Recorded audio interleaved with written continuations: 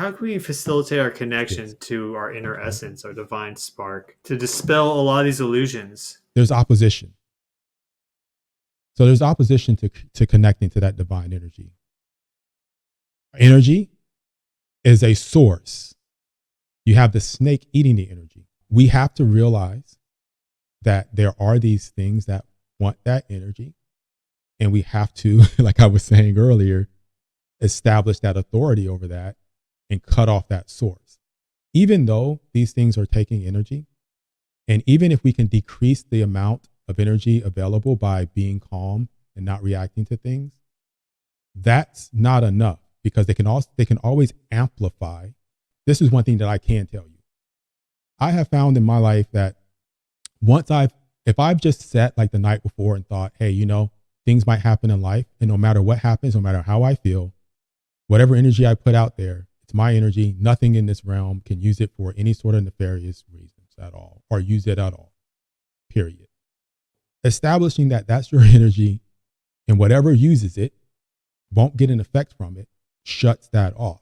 But I think that the love and the energy that you want to go out, you can always say, hey, if anyone wants to heal from my energy, if anyone wants to feel uplifted from my energy, that's free.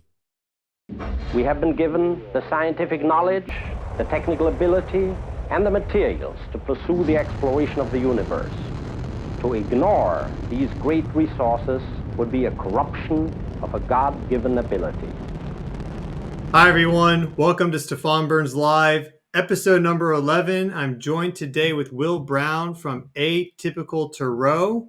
And Will here is a master of metaphysics and tarot, the esoteric, divination. I discovered Will through his channel, Atypical Tarot. And what I really like about your channel and what you do is that you have this really nice production quality. But more so than that is that you've combined all these different schools of thought and philosophies and ideas, and you've, like a detective, kind of brought them together and taken, how does this symbol relate to this element? How does that element relate to this card? How does this card relate to this? And then you create these long form videos just on a single tarot card. And I find that really amazing, because tarot, I find, is like this way to look beyond our normal reality, to go deeper. But then a lot of the tarot videos are like, this card in 2 minutes, which is the opposite of deep. So it's like this paradox there, but you have these really great videos on it and you combine all these systems. So thank you for that. And welcome to the channel. Good to see you here. Thank you for having me. Thank you for that introduction. I don't consider myself a master of tarot, but I'm exploring it. I love doing the research. And so that's why I kind of put so much into it, because it's so fun to me. That side of tarot is the side that I typically focus on, which is just the esoteric knowledge, the occult symbolism that's in it. That part of it, that study, that side of it is just fascinating to me. And so I can spend the time to just dig deeper into, what are these symbols? Where does that come from? How does this connect to something else? And I just find that that's really fun. So I feel like I've also grown by studying that. It feels almost like an alchemical process. I teach chemistry. I'm a high school teacher. But I still respect the foundation of it, that old alchemy foundation of it. I don't feel like we need to just ignore it because it was a precursor to what we have now with modern chemistry. But I feel like there was a beauty and art to it, an art form that mixes into so many aspects of our lives that we can still bring forward and use and appreciate. And it's just a beautiful way to, relax and get involved in something that, feels right to me. It just feels right to connect all these things and just explore them in that really great way. It feels like I'm connecting to like our ancient times. I don't know, and just mixing those two things together. Yeah, the imaginal space is really fun, and playing with that, it's like a deeper but also higher level of reality. And I'd imagine, since you spend so much time there and you're doing this deep esoteric research and kind of seeing the underlying pattern of things to a greater degree.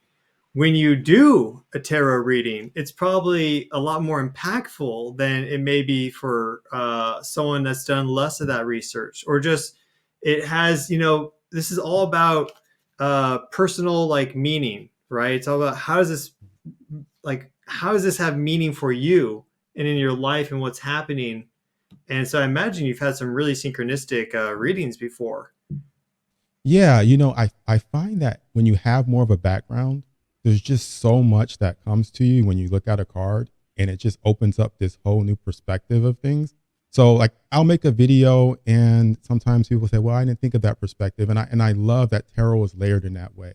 So if I give a perspective, someone else may think something different, but I always try to appreciate that and incorporate that in, because with tarot, there are so many avenues to just one card. And so I usually in my videos will say, this is my perspective, these are my views, and there's so much else that might come from this in a reading, because if you have different cards set up, you can have, based on the other cards that are there, a totally different interpretation of what that card that you put out means. So the more information we get out there, the more we understand the symbols, the more versatile things become. And I know that can be complex, and some people like to keep it a little bit more basic and simple. And I appreciate that as well, because I think that there's no need for the dogma. There's no need for that pressure of, oh, you have to do tarot this way. You have to incorporate all these symbols. You have to do that. If you're anxious and you are worried about when you're doing tarot, then that approach may not be the approach for you. Take a step back, simplify it, slow down, and maybe my videos wouldn't be the ones for someone. They may overwhelm, but I feel like there's something for everyone. And that's one of the beautiful things about tarot. I feel like there's something for so many people. I approach it from more of a logical, scientific perspective. Other people combine it with divination, or just for meditative or relaxation purposes. Some people just like the art, but there's so many different ways to just incorporate it into someone's life. So absolutely, you can go as far as you want with it, I feel. Yeah, I like that. It's I've been thinking about divination as kind of like this metaphysical method of seeing a little bit into the future, better understanding the past, our own, just better grasping onto like what the fabric of fate is. And I want to talk about that, but I guess it is also just something to play with respect, but also it can be not so heavy at times. It can be also nice, light, and easy. But how do you think, like, the metaphysics of this? We don't really know why it works, and a lot of people don't believe it.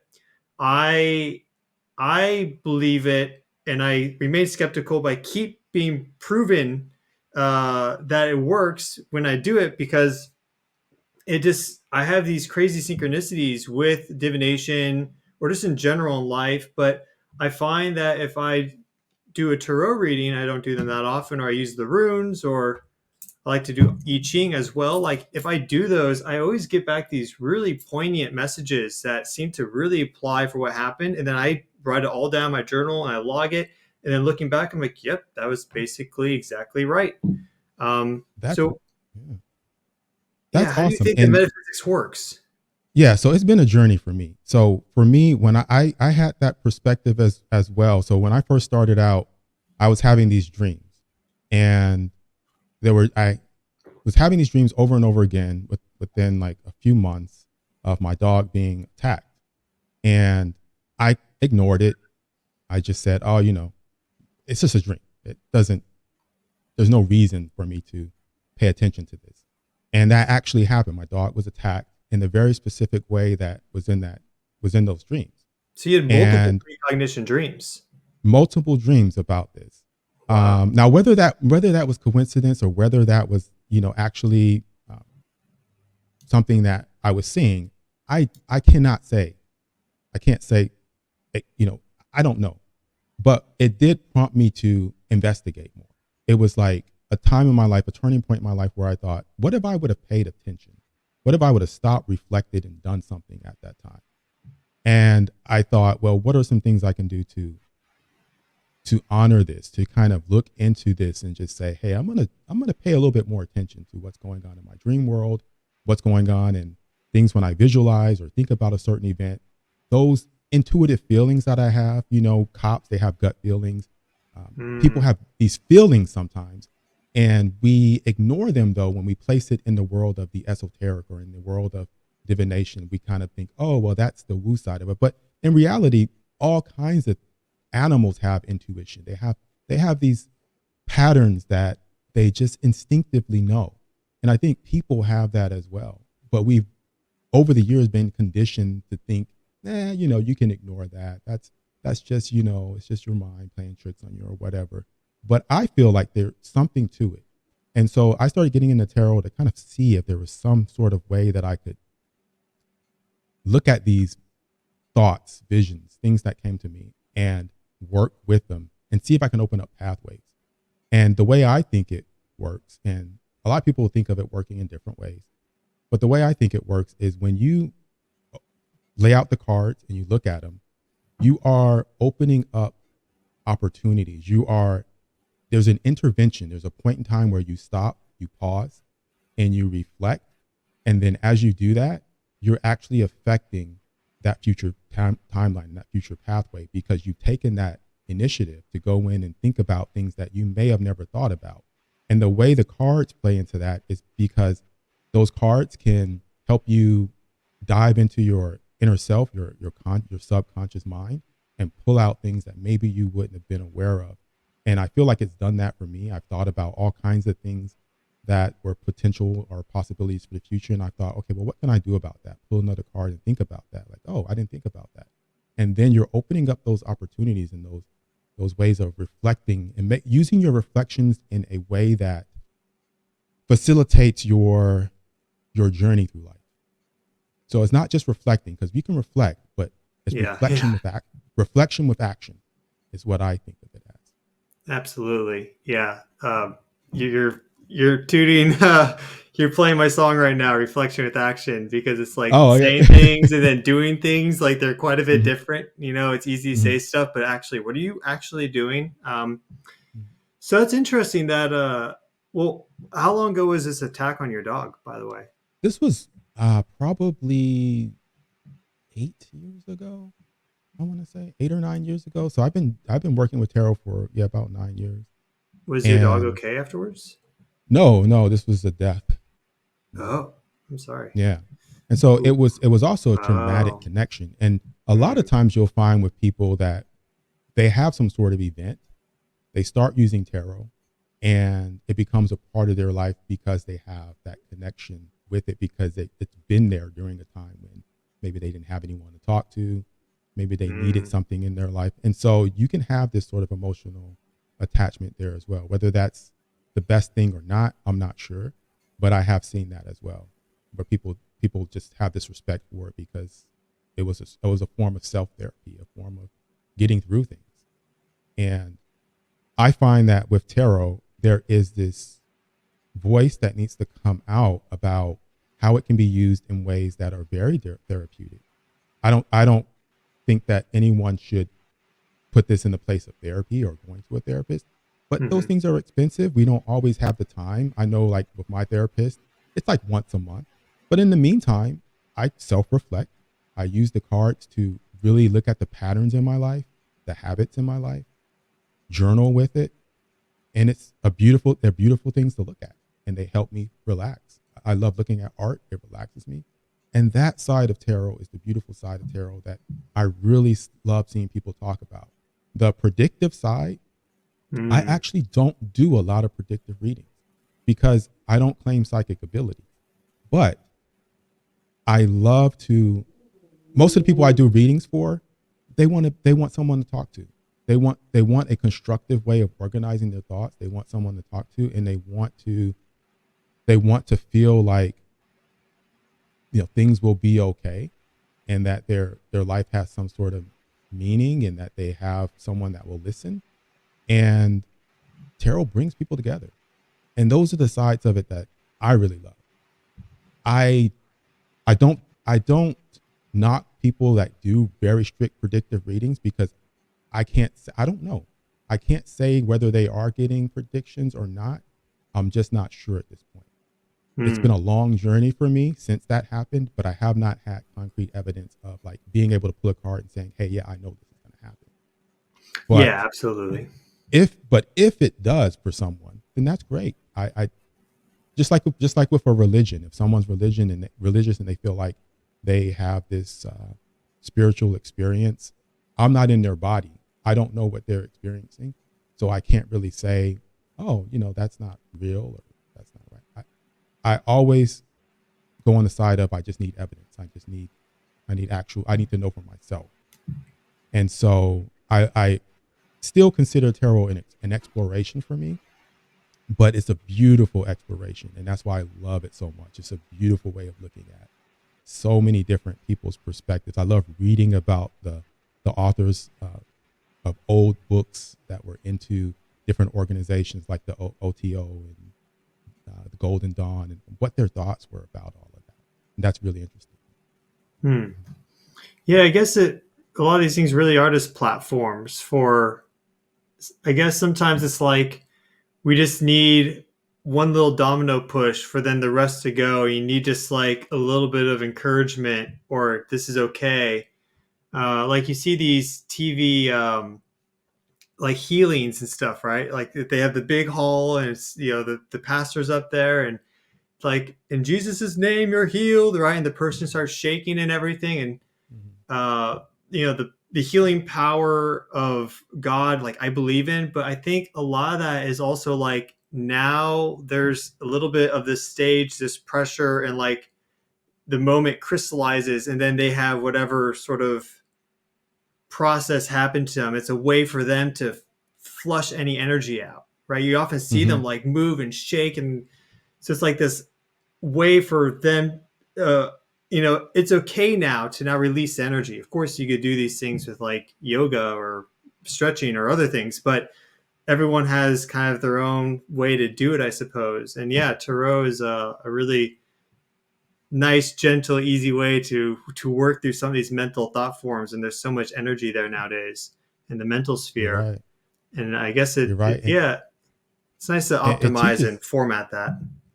Yeah, it does. And I think that if there's so many, like when we come into life, there's so many things that we have to deal with. And when I see people coping in whatever way they can, or trying to not just cope, but also trying to just understand in whatever way they can, I'm all for that. So the thing I love about tarot and just diving into to these different systems is that there's not really this dogma. No one has to go out and try to pass out tarot decks and convert people. It's just, you just do it, right? So I like that aspect of it. It's not a religion. It's not a following or anything like that. It's just simply a tool. And I think that people should respect it as a tool, but it's not necessary. It's not necessary for all of the things that we talked about. It's an option.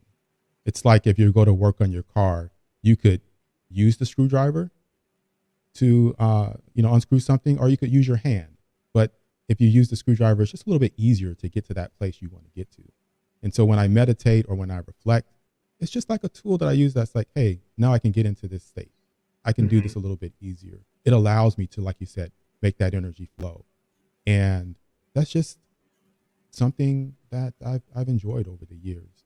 So I think initially, because of the lack of transparency through social media, now we can see different ways that tarot is used. Before, we had to rely on maybe television commercials, movies, and they really had like a limited perspective on what people were doing with tarot and what all of the esoteric knowledge is about.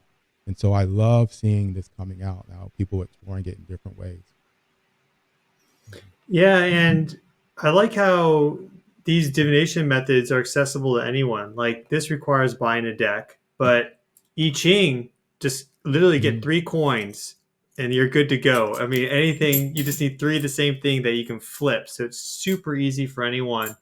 But there seems and I think it's becoming more acceptable across society. I mean, we have like Neptune and Pisces, and now Saturn's going through. So you could talk about that. But I think some people see it as not being theirs. Like, oh, that's not for me. Like maybe like, some big bodybuilder guy or something, right? Or they're just someone who's that used to be like devil worship. Like some people think this is like Mm-hmm. talking to the devil. So Yeah, yeah. but it's, I mean, I don't believe that's the case. I think it's just tapping into like the underlying fabric of reality. It's like a supercomputer. You ask a question and eventually you'll get an answer or guidance or some sort of response. That's God in some my one simple model I have. But do you see this becoming more inclusive, more people joining in? What do you think happens when a lot of people are doing this, like more than now? Like, just what's the future though? You think? I absolutely see it growing. I see a lot more people using it in different ways because it's so flexible. I think that you mentioned about people accepting it more now, and I do see that. And actually, it comes from, well, I guess we can get into a little bit of what I've been studying with the different, there's different aeons, which is what Aleister Crowley, who invented the Thoth system, he talks about. Okay. And so you have these different aeons of time and of perspective of the way we view organizations. So, for example, the aeon of Isis, that's the first one. The aeon of Isis was very matriarchal. So it was like when you had the female goddesses that were the center and the forefront. And then you have the aeon of Osiris. Osiris was the patriarchal time, the ruler where you have these patriarchal systems of religion that really are at the forefront of spirituality.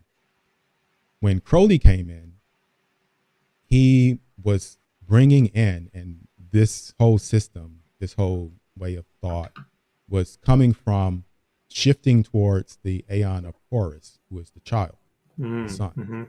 And you're shifting that perspective. This is the aeon of the individual. And so you see now that shift to more, it was a shift to more of an individual perspective of, you can do different things and, oh, it's okay. You don't have to be going to like a church system to be in contact with God or to be in contact with spirit. You can do that directly however you want. Now there's another shift going on called the aeon of Ma'at, which is the daughter. And that shift Ma'at? is the Ma'at. M-A-A-T. Okay. So that is the daughter. So there's four aeons. This Is there an aeon of Ra? Apologies, but is there an aeon of Ra before Isis? No, I think Ra would fit into the patriarchal system. Ra would be associated with Osiris, so in that system. And then you would have Ma'at, which is the daughter. That system is the collective consciousness. That's when you take the individual, and that individual, through the process of initiation and becoming an adept and learning, they understand now that they are part of a collective. It's about now taking that information and trying to see the bigger picture and really shifting that service to self mentality to service to other. And when you do that, that's when we really start to get it. That's when we really start to see things changing. I think the atmosphere changes when we do that because that energy goes out there and the world feels that energy. They feel that shift. Different people start getting more interested in things. And I see that. I see that happening. So even just one person's mental shift and change and perspective, it makes a huge difference. And that's about the energy that you were talking about. And that's one of the things I really, really want to talk about is the energy within our universe, within our bodies, and how that affects everything going forward. That's a huge topic. Well, you just made me think about how you're saying people are now sending their energy out. I know that my life's changed dramatically since I kind of started to follow my passion. I left like my normal geophysics career. I had like a new job lined up. I turned that down so I could just kind of take a leap of faith with giving more information to people and helping them. And I combined like geophysics and energy and like health and wellness and spirituality. And these have always been my passions that have grown and grown. And I see a lot of people that, they're like, I'm in constant pain from these solar flares. Like, what can I do? So I like want to help people with that. So I've seen how my life has shifted and some of the abundance that's come in as a result of like really doing what I can for the collective. Mhm. And then you talked about how instead of that energy being individual, turned back in, it's now going out. There, And okay, yeah. There's two ways to think about that. When you're okay, okay, so we get energy, of course. Our sun gives us our planet energy. The universe, we get energy from the universe. I really feel like we get that. What we do with that energy, we have to. The shift is understanding that that energy and what we do with it, we have control of that. And what I mean by that is energetically things can tap into and zap that energy. I feel like our energetic fields overlap. So when our yeah, energetic fields overlap with other people, the ones that we come into contact with, for years and years, people have not realized, a lot of people, not everybody, but have not realized that that energy, there is a exchange, and a lot of people that energy is being sucked away. And it can be sucked away by other people you come into contact with. It can be sucked away by corporations that you work for. Just in general, energy is sort of an exchange, and it's a power source that powers everything around us. I feel like everything in this construct, in this realm, must be powered in some way. The energy cycles. I feel like the energy cycles. And the problem is that some of the things that need this energy and need to continue this whatever this experience is that we're going through, to continue this thing, to keep it going, we have not exercised our authority over that energy within our own human systems. And that is where we need to kind of focus, I think, as a collective. Because when I talk about energy going out, I'm talking about, okay, we can now say, okay, I want this energy to go out, this energy of love to go out. I want this energy of peace and help to go out. And we can focus that. Whereas before in the past, I think that a lot of people were missing that. And there was this gap between, okay, what do I do with my energy? I have no idea of what's happening with my energy. It's going everywhere. You feel drained. You feel like things are manifesting in ways that are chaotic because we're not really understanding the type of energy that we're putting out there. We're thinking thoughts or in a certain mentality where things that are going out there are just kind of in this automatic state. You're attracting all of those things back to you because you attract what you put out there. But there's a way to really claim your authority over that. And it's not hard. It's just simply accepting the fact that that's a part of your energy system and that you have that right. But until you establish that and until you claim that, that's where the issue is. Because when we live because we're in the human body, and being in the human body, it's a system that I don't feel like you're going to be able to always control your emotions, control the things that happen to you. You can try, and I've tried, and I think that there are limits to that because of course you're going to get upset. Of course you're going to feel all of these feelings that we feel as people. And I feel like it's easy in some circumstances, like if you live on a isolated island or something, but when you're out in traffic and you're going to work and you're dealing with, like I'm a teacher, I'm dealing with kids that, are saying nasty things to me. It's tough.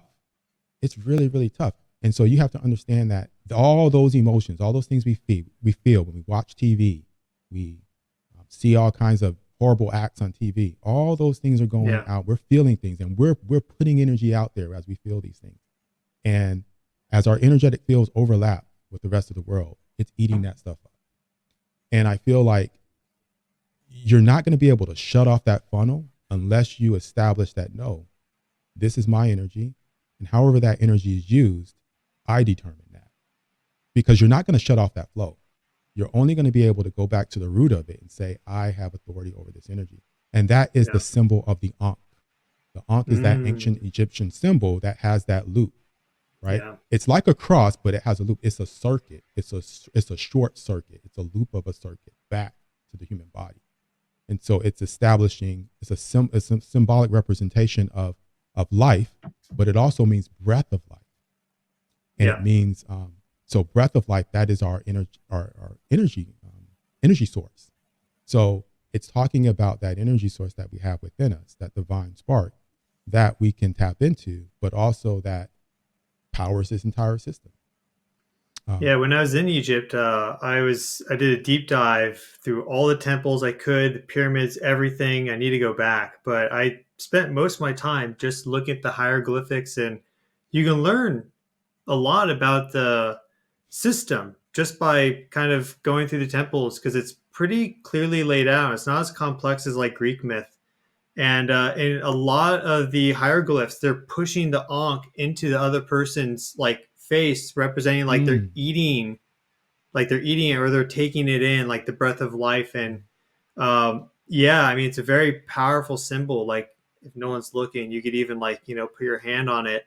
And I had a ton of synchronistic experiences when I was at Karnak Temple, which is in Luxor. That's awesome. And yeah, so I really like it. You're speaking to me here when you're talking about Isis and Osiris and Horus and Mot and the whole Egyptian cosmogony, and I really like all that. And yeah, the energy is interesting because yeah, it's really just like finding that inner authority, like just that there's this sometimes this idea of like you can just be, you don't have to do anything, you can just be. And I think that's great. I think it's also nice to do things too. But Mm-hmm. I think the reason people talk about just being so much is because that gives you that inner authority of like, this is who I am. Like, I am here on this planet. No one else is in this body. This is me. Like, if I'm here for this long, I should do something. I should claim my own sovereign power. And yeah, this energy is very fluid. It can move and change really rapidly, but can also be sticky. It has so many different characteristics to it. And it is much easier to kind of cut some of those cords or reduce some of those ties when you just are standing strong in your power. And so I like a lot of these systems like divination because it helps you to kind of find your inner compass. And I feel like having a direction often gives you that sense of like inner uh, power or just like beingness. Whereas if you don't really have a clear direction or passion, that can be harder to discover and find. Mm. That's a good point. You made me think of the myth of Sisyphus. You ever read? You ever read that? The Sisyphus. Yeah, the myth of You want? Sisyphus, where he's rolling that boulder up the hill. So it's this guy Oh that has to yeah. keep rolling the boulder up the hill, and you're Mm-hmm. supposed to. Well, it's about the absurdity of, okay, we're in this life, we're doing all these things over and over again, and this guy, of course, is miserable because he's rolling this boulder. And if you initially, when I started reading the book, I thought, well, yeah, that is ridiculous. Why doesn't he just stop? What's the point of him doing that? The boulder's just going to roll right back down. He has to roll it right back up over and over again until he dies. And one of the things about that whole story is, he's going to have to roll that boulder anyway. We're going to have to live this life anyway. But can you imagine Sisyphus with some sort of tool, some other way to help him roll that boulder a little bit easier, some way to make that experience just a little bit more enjoyable in some way? So you're supposed to picture Sisyphus happy, which is hard to do, but I think it's possible. And I think that when you allow that boulder to just roll back down and just flatten you and you're just laying there, at some point you have to get up. If you don't get up, then you become a victim. And I think that when you take action, you break free from that mentality of being a victim. Now, there's a difference between being a victim and being in the victim mentality and being victimized. When people are victimized, I feel like there is a healing process and we need to respect that. And when someone's going through that, instead of just pointing the finger at them and saying, hey, this is your fault. I mean, you're causing this because you're manifesting into your life. Then I think that's the way, that's making it worse. But what we can do is help them until they can get up give them a little bit of assistance, do the best that we can, be service to other, and then eventually they may be able to roll that boulder back up the hill. But the action in every situation in everybody's life, the action that it takes to get through something because of their experience and because of their background, it's going to take a different sort of fire and initiation spark because of their experience. So I can't look at my life, which may have been way different than someone that maybe was abused or, had some sort of traumatic event. I can't just look at them and say, well, why are you just sitting there not rolling the boulder?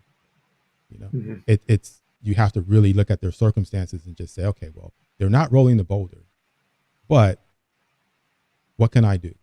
What can I do to encourage instead of throwing more guilt, more pain? And I feel like the spiritual community a little bit has done that.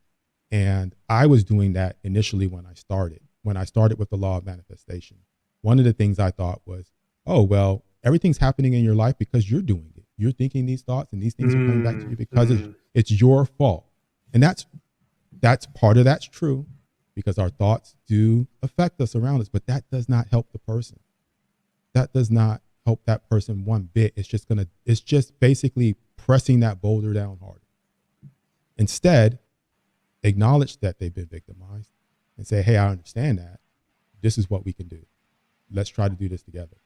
Otherwise, it's just service to self. You're still making progress because you understand the law of manifestation, but you're stuck in service to self and not service to others. And that's the shift. Yeah, I think that was very well said. And I guess what I really am getting at with what I do, at like the real core of it, which is kind of what we're drilling to here, is how do you have that inner energy shift? It's just like a complete energy transformation. And just the visual that kind of came to me was like you have a seed and you have to get through the shell, and then there's like the angiosperm, and like you have to get all the way to the very center. Like, what's that absolute center? We all have it, so it's a part of us. But how many people build that connection? And I feel like that energy shift, that fundamental energy change, redirection, whatever you want to call it, can happen instantly. I mean, I've met people where it did happen instantly. It happened like literally just overnight. Too long of a story to share here, but regardless, like it's just a question of getting to that absolute center within us. And then that, it reframes the perspective into like this more of this collective service, because this idea of law of manifestation, well, it's everything I'm seeing is a reflection of my thoughts. It's very self-centered. It's like, no, there's someone in their little bubble over there that's not touching you at all. Okay. Right. Like it's totally like, they exist and you exist, and it's all this cohesive thing. And I like things, you don't need these things, but I like things that help you drill to that center easier. And divination and these esoteric concepts or like astrology help you with that. They can also sometimes lead you astray, but what have you found has helped you find that center like the easiest? Or what are some recommendations you would give people for kind of connecting to that inner essence? So I know we hear it all the time about meditation. That's one. But the thing about meditation is you were talking about getting to that center and you're talking about things surrounding it. Well, when you start to go and travel towards that center, it is surrounded by your shadow. So when you, like, for example, start meditating, thoughts will come up about things that you're maybe not so proud about, things that you're worried about, anxiety. They'll pop into your mind, but you have to be willing to sit in that silence and continue and travel through it. And that's the deterrent first. And that's the first layer that a lot of people don't get through. And that's why for a lot of people, meditation is something that's like, nah, I don't want to do that. I never feel good. It's just kind of like, I don't want to just sit there. And that's one of the problems, is that human beings, for the longest time, a lot of us just sitting in a room, quiet, with nothing going on, is one of the most difficult things, because the conscious mind, the ego, likes to have us looking at everything else around us, focused on the outside, because it is meant to ground us here in the physical world. It is that interface between the physical and that inner world. It's the interface between our wherever we come from, whatever we're connected to. And then it's sort of like the VR glasses, and it's like locked in. And so that keeps you focused, and that's its job. Otherwise you wouldn't be here. You would be able to connect to, you'd understand everything on every other realm, and you'd move on. But because we're so focused here and that's its job, it does a very good job of that. And so we are continuing to battle that until we hit to that center. And it's just a matter of taking the steps. So if you meditate, 5 minutes, 10 minutes a day, eventually it'll become easier. Most people say it becomes easier. They begin to enjoy it. And eventually you'll get to that point. But for some people, it does come sooner, like you said. There are people there are levels to what people come here with. Some people come here with, I feel like, a little bit less of a veil, a little bit more of an ability to see through. And I don't understand that. And like I said, I'm not psychic or anything like that. But I do. I mean, I don't know. They might actually be able to connect in different ways. And just because I can't, and it's taking me time, doesn't mean that person is looking at it in a way that's not realistic for them, or that it's not really happening for them. So I try to be really open to that. But that divine spark, that spark within us, I feel like that is something that if we connect to that transforms everything in regards to our energy, because we understand that energy a little bit better, and we know where that's coming from, and we know that it is something that, it's in this world and it functions in this world, but in a way where it's kind of in the background until we really reach down and find that. And if you're able, it's hard to articulate what that energy is, because I feel like if anybody's talking about it, then it's not the thing. It's it's hard. It's not a exterior thing. So that's one way of looking at it. But go ahead. Well, there's just a really good quote by David Bohm, theoretical physicist, and it's just very simple. It's just every thought is an abstraction. And so it's like any thought is also anything that we can say, and we'll never fully quantify the truth of it. And so, a lot of people, or it can be easy to get lost in kind of this area that surrounds the absolute center. And there's no way to describe it. You can talk a whole bunch about it, but then actually getting there, and then, it changes everything very quickly. And that's like, how do you, I guess maybe it's not our reality for everyone to have that happen to them quickly. Like, how would the earth change? Maybe the earth's not destined for that. Yeah. I think more people are definitely, some people can be more dense. I tend to be more of, just because, I don't know if it's because of my background in science and just being more logic based, I tend to be more dense when it comes to, when I meditate, getting to that spark. It takes me time. It takes me a while. It took me a while to meditate and really find, there is something there. I do feel something there. There's something to that energy there. But other people, they go right to it. They're a little more open to it. I don't know exactly what those differences are, and if everybody is destined to really feel that difference.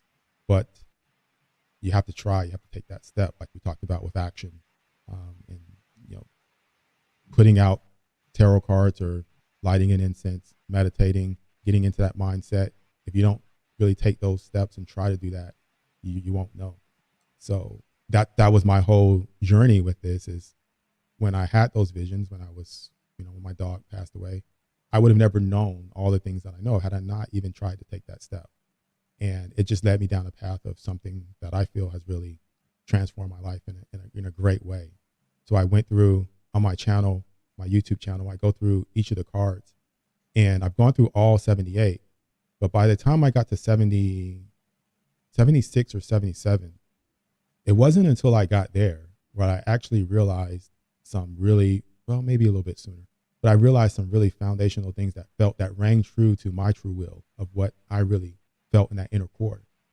And when I did that, I realized that the videos that I deleted, the earlier ones, I realized that was the right move. that was definitely the right move because I changed so much. I changed so much on that journey. I think that tarot itself, going through and really studying each card and spending each time with each card, it can change you because you're reflecting. You're doing a lot of reflection, and you're looking back at the things that you've said, the thoughts that you've had, and you'll see that transformation just being reflective. I think that a lot of times we think we're reflective enough, but there's taking the time to really sit and reflect. I don't know if people do that enough.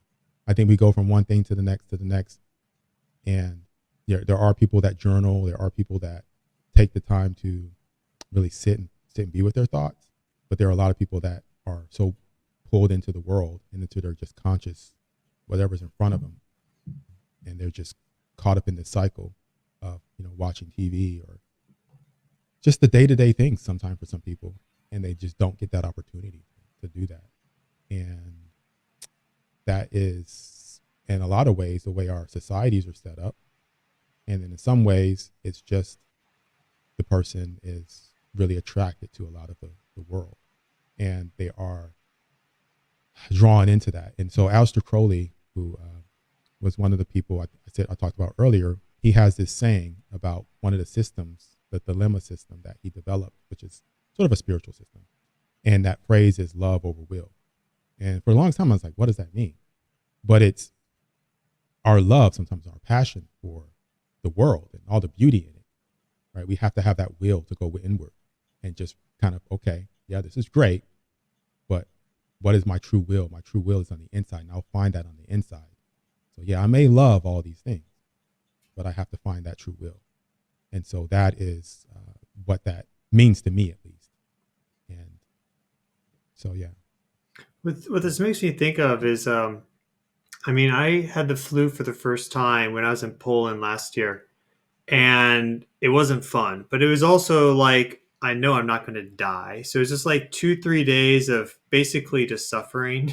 And it was an opportunity. You're not doing anything. I wasn't distracting myself with my phone. I was literally just eyes closed, resting the whole time. So it's actually a way for me to like kind of process thoughts. And like, that was in many ways a way to go deeper. Like, where is my inner will that's going to get me through this? Like, I want to heal. I want to get better. And so that was from a flu. I think things like colds and any sort of infection is in some ways like an upgrade, but people are having similar symptoms like that from changing geophysical energies. Like geomagnetic storms would be the biggest example. Like we get a solar flare hits the earth, the entire earth rattles. And then I just had a friend today. She's like, I have really bad headache right now, like for a few days now. Like, is there something happening like with the planets or the sun? I was like, yeah, we had a storm on the 1st. And so this is making me think that perhaps some of these environmental changes are prompting people, like in some ways, like forcing people to go inwards, because you're not going to be doing much else when you are not feeling well, when you're feeling lousy. Like that is an opportunity for inward reflection, because that might be all you have energy or thought for. And so that seems to be a pressure pushing people there and almost overwhelming a little bit of this. Like, it's interesting because it's a physical force. Like this is the actual earth and its physics and everything. But then and for some people that are sensitive, pushing them, or at least it's like a tidal wave coming in, helping them to go deeper. I totally hear what you're saying there. I think that, I don't know, I can talk about my experience like during when we were all indoors and couldn't go outside for that year, or that time period. Here especially in California, it was just kind of like not able to do much. Yeah. So during that time, there were people going indoors and just sort of having a different experience. But at the same time, I was craving to go out in the sun, man. I thought, I was like, I need to go out, get some sunlight, feel the energy of the earth. Because being indoors, I'm in my own thoughts, and that was one side of it. But my thoughts, when I really connected, one of the first things I started thinking about was go outside, take a walk, get in the sun, touch a tree, you know? And so I immediately made that shift to go back to do that. And I think that combination, you're right. There are things that, I don't know, energy from all over the place, from the sun, from the universe, from the planet, all of these things. If we disconnect from that, even if we are quiet, go inward and reflect, I feel like once we connect to our inner spark, it'll point us back to that too, because that's a part of that cycle. You can't break that cycle of energy. I feel like once we get energy from the sun, we incorporate it into our bodies. But when we feel certain energies, we can also put our hands on a tree and ground that energy back into the earth, because we can control that and say, hey, I'm feeling this. Let me touch this. Just like lightning, right? It grounds, right? We have grounding wires. Same thing with the human body. We can go back and just kind of get that healing from that. I really feel like that connection is so important. And if we sever that, it's not going to be as effective as going inward alone. That's why I feel like in combination with the energy of the planets, the sun, and just all of our energy collectively and going inward, that's the powerful thing. And that's the thing that I feel like is the next, it's the next evolution of everything. And I feel like that is one of the things I'd like to see happen, is people really understanding that. Well, it's versus interesting. all of this artificial stuff. Yeah, it's interesting that people think there's this idea of like density on the earth. And there is, like, I mean, this is like a hard body here. I'm not just some ions floating up in space in the plastosphere or something. But at the same time, I agree. Like, I think one of those funnels down to the inner essence in many ways is facilitated by connecting with the earth deeply. I mean, we are part of her greater consciousness. We are like not even cells of her, because of course there's so many other species and life forms out there, not just humans. So it's really like that in many ways is a fast track to all this. I've had some incredible experiences grounding, also doing things like plant medicine, divination, like combined, just independently.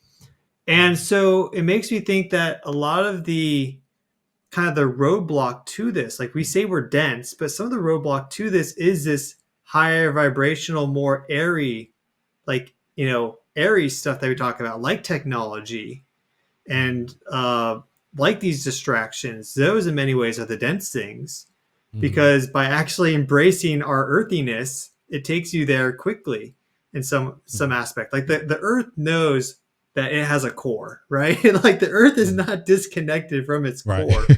Right. No way. It's like that is like the foundation of it. And so if you kind of align with some of these natural earth principles, then it takes you there. But I do think that can be, part of the process is passing through that shadow. I mean, that's like the realm of Pluto, right? Mora, fate, all the baddies, right? So you have to be able to get through that unscathed, but if you do, you become empowered because you know that those things actually aren't that bad, right?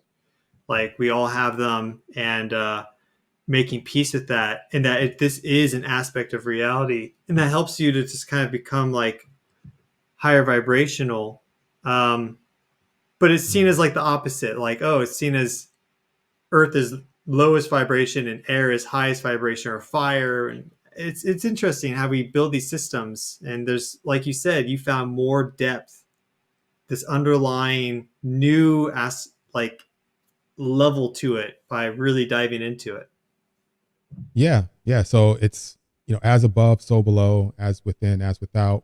But the within part, I feel like is such a shift in the way we see our energy. So when you go inward, even though there are some things mirrored there, there's also this part that is a little bit more connected to really being in tune with the things that are a part of this entire system, a part of Earth. So I guess what I'm trying to say is that, you can connect on that higher energy level, like we think we're connecting with technology and things like that. And yeah, we are. But there's also that interconnection with our collective consciousness that is a more, it's even more efficient, I feel like. And I think that we're really headed away from that with things like the metaverse and connecting in that way. It's an artificial way of doing what I feel like we do inwardly. I mean, I don't know that for a fact, but I would love to see us really explore that as a collective, just as people, just to say, hey, we're going to try this and see if we can have that connection without putting on, virtual goggles and going into this, cyber world, right? And Yeah. are those things that are without really a reflection of what we can do inwardly, but we're more focused on, hey, let's make it an artificial way. I wonder about that.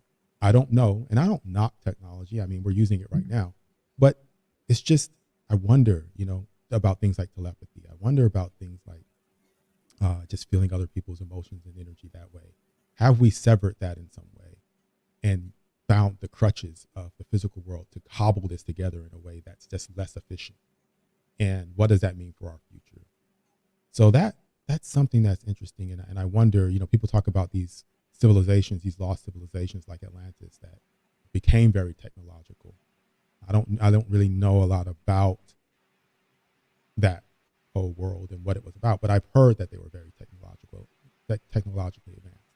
And was that the route they went? Was that the route that Mars went? Right? We hear about Mars and how it's the god of war. Was it because they became so technologically advanced that it became such a destructive civilization that fell apart because of war? And that's why the astrological association is that. I'm not really sure, but yeah, it just kind of fits. A lot of these things fit with the energy. Yeah. One of the things with, like, let's say a virtual reality metaverse is that it's very tangible. You can like put it on and immediately see it. But one thing about the Schumann resonances. I do. I don't know a lot about it, and that's one of the reasons why I watched your channel, is because that's one of the things I want to explore. And it's interesting because like your channel is one of the ones I like watching, because on YouTube and all the channels out there, I love when someone's giving actual information. There's so much entertainment out there. There's like this kind of split within YouTube where you can put out information and not a lot of people will watch it, but you put out something super entertaining and funny and you get this whole 10 million subscribers. But I appreciate what you're doing and I'm learning from that. And so, yeah, go ahead. Well, thank you. The goal is really making information entertaining, and you as a science teacher, you have some experience with that.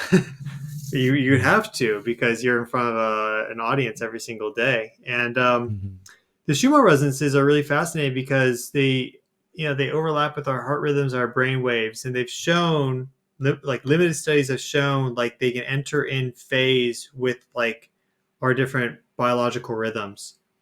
And that's all that's needed for like energy and information transfer, is for them to be like the same frequency and the same strength. Because if your brain waves are much stronger, then you wouldn't be able to get any information from the Schumann resonances, because it would just overpower any signal coming in. And if they were much stronger, you wouldn't be able to put your signal into them because it would be below like the surface of this, the signal, right? So they have to be the same. And of course they fluctuate up and down, but they're like at that same picotesla range. It's not like one is 1,000 times stronger. Why not? It could be, right? But it's not. So they seem to be this like collective consciousness, like this collective internet in some way. And so the internet, you can type in something and get an answer. But with the Schumann resonances, with the meditation and doing earthing and really getting to a point where you connect to them, it's not as like immediate of a response, but what you get is like you're connecting to like the wisdom of like thousands and millions. So like the entire history of the planet perhaps has this energy and information stored in there in some way. And so that's like the ultimate information source, if that is the case. I've had my own experiences which lead me to believe that. I don't think you'll really be able to prove that scientifically in any super objective way anytime soon. But our ancestors knew that. Like back in the Neolithic, they didn't have these things to distract themselves with. So I went to an archaeology museum in Bulgaria, and they had the world's oldest goldsmithing there from like 7,000 years ago, like way before Egypt, like the oldest known goldsmithing.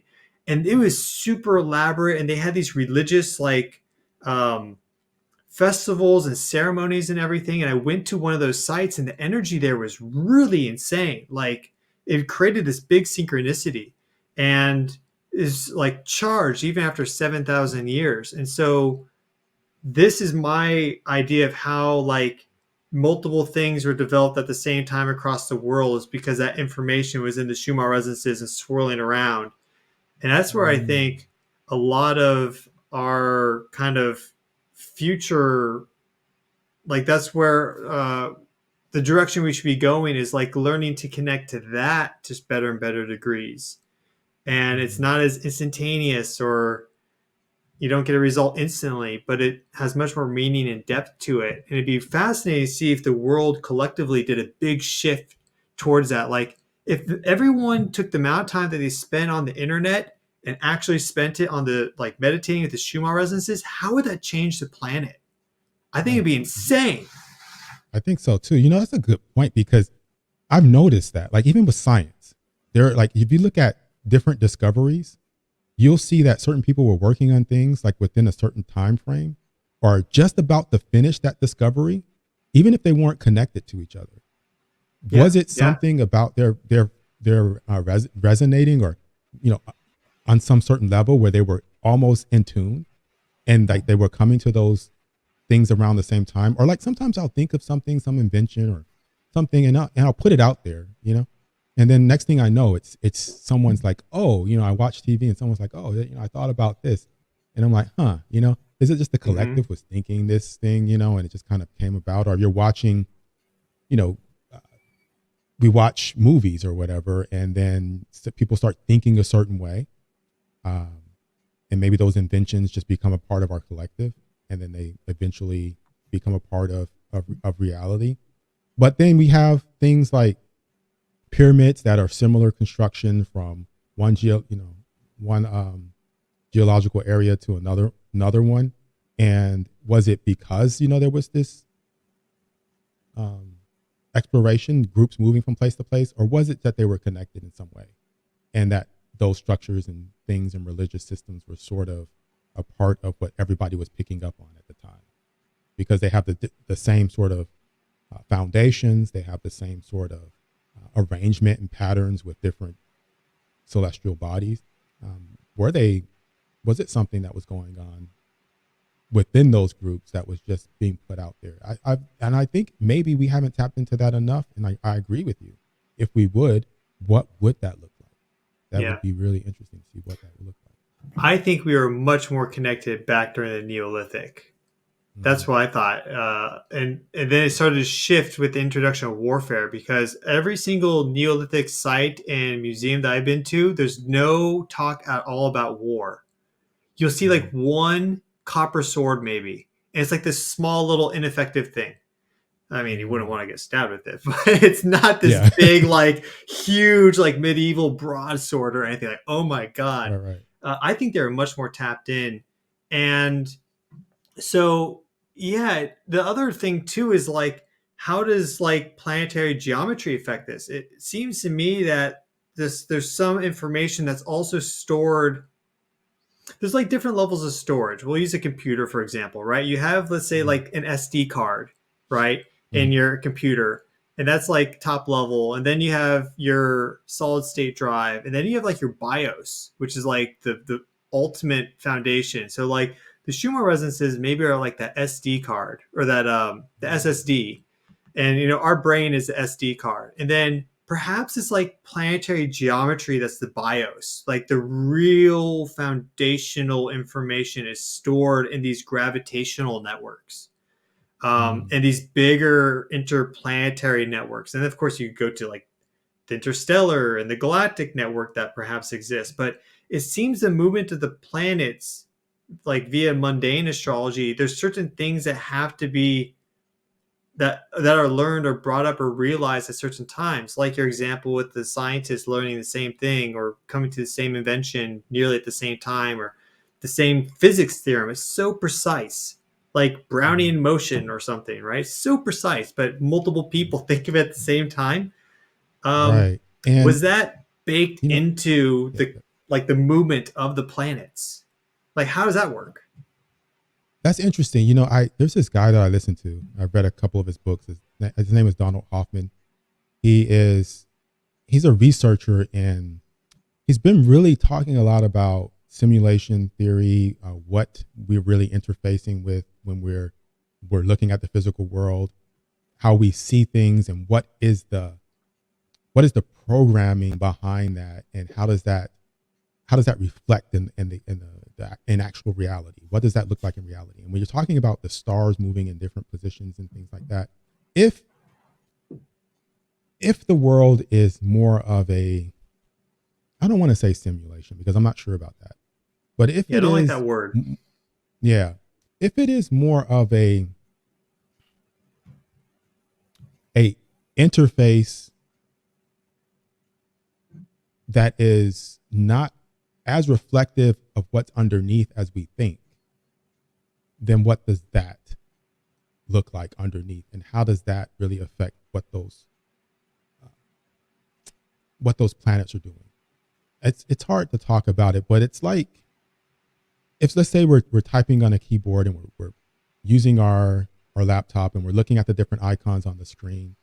We're not really paying attention to what else is going on in the programming. Like, I don't know anything about computer programming, but I know if I move things around, there's a certain effect on the actual system overall.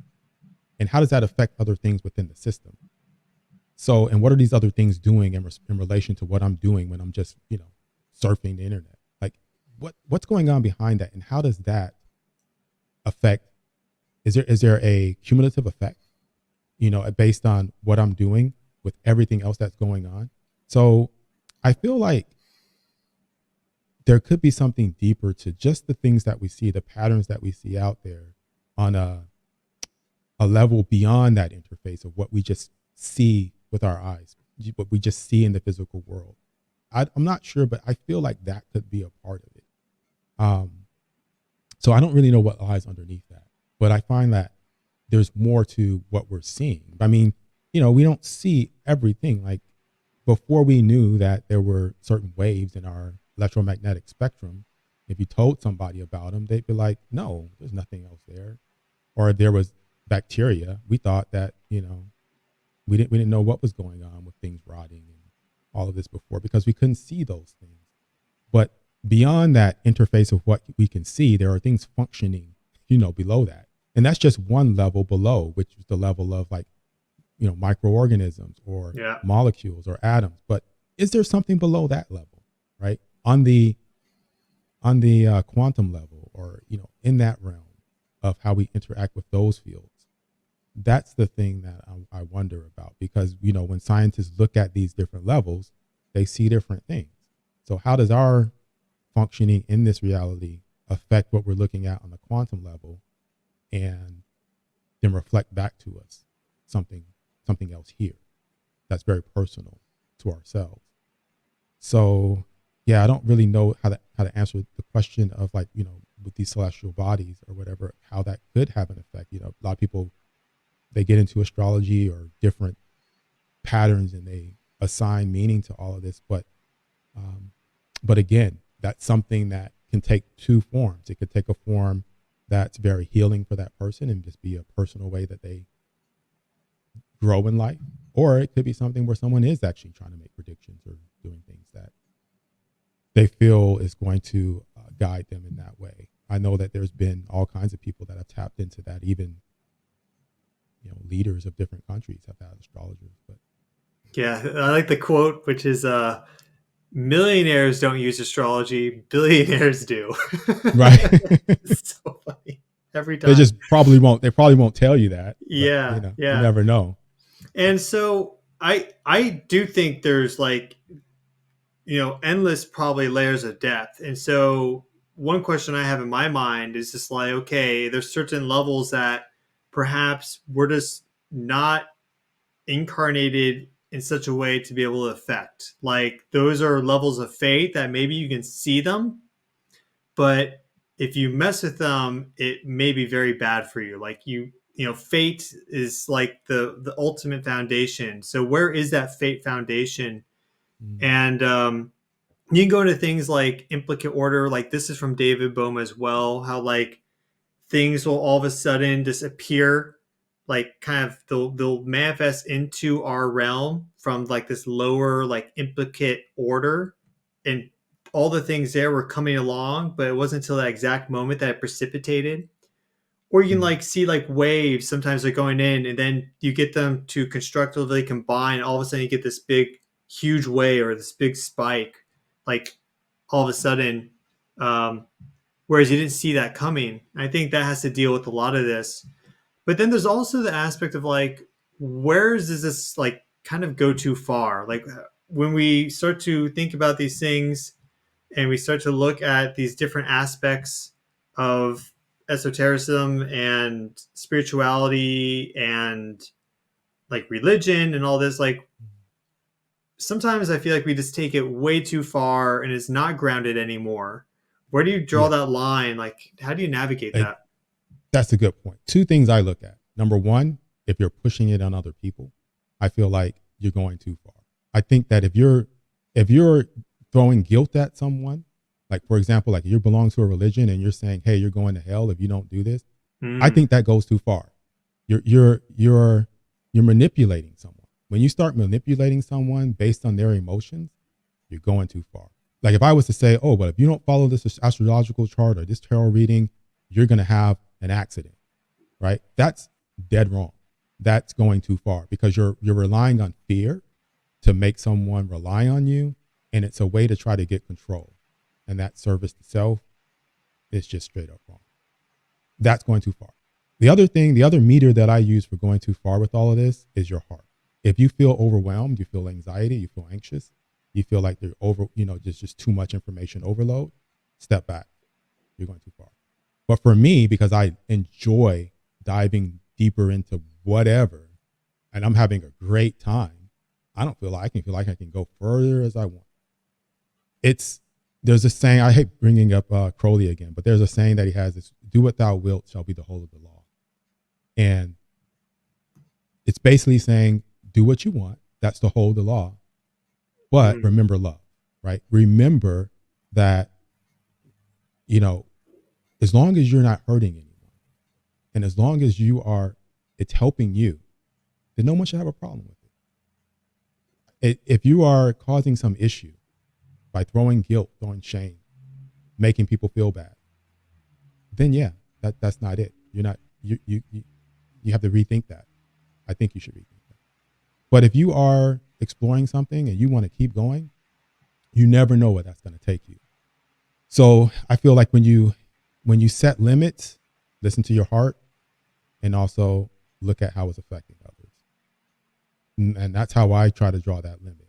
So if someone's watching my video and they feel overwhelmed, don't watch it. I mean, I feel like go to a YouTuber that's going to just talk about those basic keywords or something, or do those 2-minute videos. And there's nothing wrong with that. That's not what I like, but there's nothing wrong with it. If you feel good about your life doing those things in those certain ways, then absolutely 100%. That's what I feel like that person should do. And so there's levels for everyone. So like, I teach an AP chemistry class. So I'm thinking, I have a regular classes and I have my advanced classes. There's just different levels of what those kids in the advanced classes want. So in the advanced classes, I'm talking about all kinds of things and they're eating it up. And I'm like, wow, this is great because I just came from this class where they didn't want to hear me say a damn thing. So I love that you guys want this information and it's going to benefit you. So I would never discourage it. They ask me questions sometimes and I'm like, damn, I got to look that question up. But I'm growing too. So it's like, I appreciate that. But at the same time, the other kids would think, oh no, you're taking that too far. We don't want to learn. Why do we have to learn that? I just want to pass the test. I just want a D in your class, and I'm like, okay, that's you, that's your decision. I think you can do better, but I try to encourage that as a teacher, but I can't force people. I can't, go in and there's only so much you can do as a teacher. You can't force people to like you said, or do the work. I mean, they have to have that internal motivation too. Yeah. Yeah, we could try to make it entertaining, but what I found about that teaching high school is you can be entertaining, but if you want to be entertaining as a high school teacher, you have to have multiple modalities of entertainment, because once they get tired of that one perspective or one approach of entertainment, you're just the teacher again. They're not going to care. They're going to move on to the next thing. So you can dress up as a clown, you can jump around up there, but eventually there has to be that internal motivation too. Well, that's kind of the dressing up aspect. I think one thing is that people seek entertainment. I mean, just look at the most popular videos on YouTube, just as one platform. They're the most entertaining typically. But also, like, I've learned that not everyone's honest, and a liar will tell you that they're an honest person, right?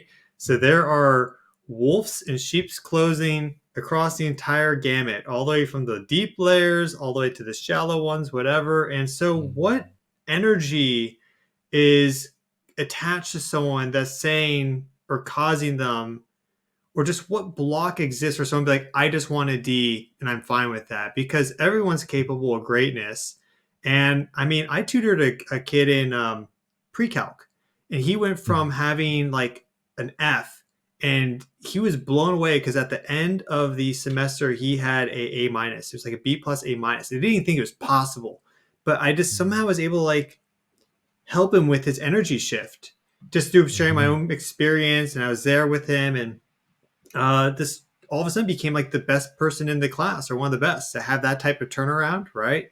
You're getting like hundreds every time. And I think everyone has that. So there's some of these forces that work to keep people stuck, or those energy drains, whatever. Without talking about that more, I think what's more important is like that aspect of listening to your heart. That's where everything changes, because that's our master intelligence for our bodies. Not this. I don't believe that. I mean, this is great, but this is really where the real money is. And so, like, what have you done that's helped you connect to your heart intelligence? I mean, meditation, but or just your experience there, your journey there. Can you share that? Yeah. So there are some things that are just, I see them as entertaining, but I understand that, this is something I'm watching for entertainment. Like if there's a certain aspect to something that I'm watching that I know that person, maybe their integrity isn't fully there, but it's kind of fun to watch. I've done that before. I mean, I think most people will, there's things in the tarot community where I just laugh at it, or I'm like, oh, that's interesting. That person's kind of silly, they're entertaining or whatever. But in my heart, I know, right? I have that boundary within there, and I don't take it that seriously as far, but some people do. And you're right. Seeing that difference and knowing that limit, some people don't have that. And so they may fall into these patterns of going too far with tarot, astrology, divination, and they don't realize that someone's kind of done that dance and put that sort of illusion out there of what they really, really, really believe. And they're taking it the wrong way. And I totally understand that. And that's one of the sad things about social media. Anybody can get out there and say stuff. I think that you really just have to listen to that inner core. You have to connect with that. And if you're not, then you can go in ways that maybe lead you down a pathway of just maybe even being addicted to something that isn't really serving you, because it's become this unrealistic coping mechanism that it's not really doing the things that could be more beneficial for you. For example, just actually reflecting on your life. And now you're using it in some way that you think is predicting, does this guy like me? And, am I going to see him tomorrow? And all this stuff. And it's like, maybe that wasn't the most important thing from this practice. Maybe what was more important was thinking about a situation that occurred in your life and processing that and understanding the grief process of that, going through tarot and understanding that, and really trying to cope in that way with your meditations and things like that. So yeah, there's different ways to look at it, but yeah, you're right. People do get caught up in the fancy part of it. Like when I do my videos, of course I add in a lot of aesthetic and I try to make them visually pleasing, but again, a part of that is just because I like to do that. I like videography, Well, you're and an it's fun artist. for me. You're an artist, Yeah, absolutely. I like to think of it. Yeah, I like to create art, and I love art. That's why I love tarot so much. One of the reasons why I love tarot so much. So it's like I see the art in the channel. I see it sort of like a sacred space for me, like a place where I kind of create like a canvas, Mm-hmm. And so I try to do it in that way. And I think looking at something that's visually pleasing, that sounds good, that kind of has a flow to it, kind of can help someone get into a more relaxed state. And I know some people say they fall asleep during my videos because, I kind of drone on sometimes, but that's good. If you don't get one piece of information from my video, but you get a nice rest, then that's good for you. Well, there's something to be said about that because a lot of these like psychic abilities and everything, or just some of these different assets that we have, are really tied to like the lower brainwave frequencies. So like that parasympathetic state. So yeah, when you listen to a guided meditation or yoga nidra, often you are kind of conking out, and the practice is to become more conscious with time, which is like those alpha brain waves, which like burning the incense activates, or drinking like chamomile activates. And people are like, oh, it's sedating, but eventually you get to a point where your alpha activity is strong. You can stay conscious in those kind of deeper levels. And so if you're putting people to sleep, then you're helping them get there. But they mean you watch like all 76 videos to stay awake eventually. It's a process. You're right. And when you have guided meditations, or if even someone does like a past life regression type meditation where they're being under hypnosis or whatever, the voice of the person doing it is actually really important. And the more confident that voice is, the more it allows them to be convinced of that hypnotic state, the deeper they'll go into it. And that's a part of it as well.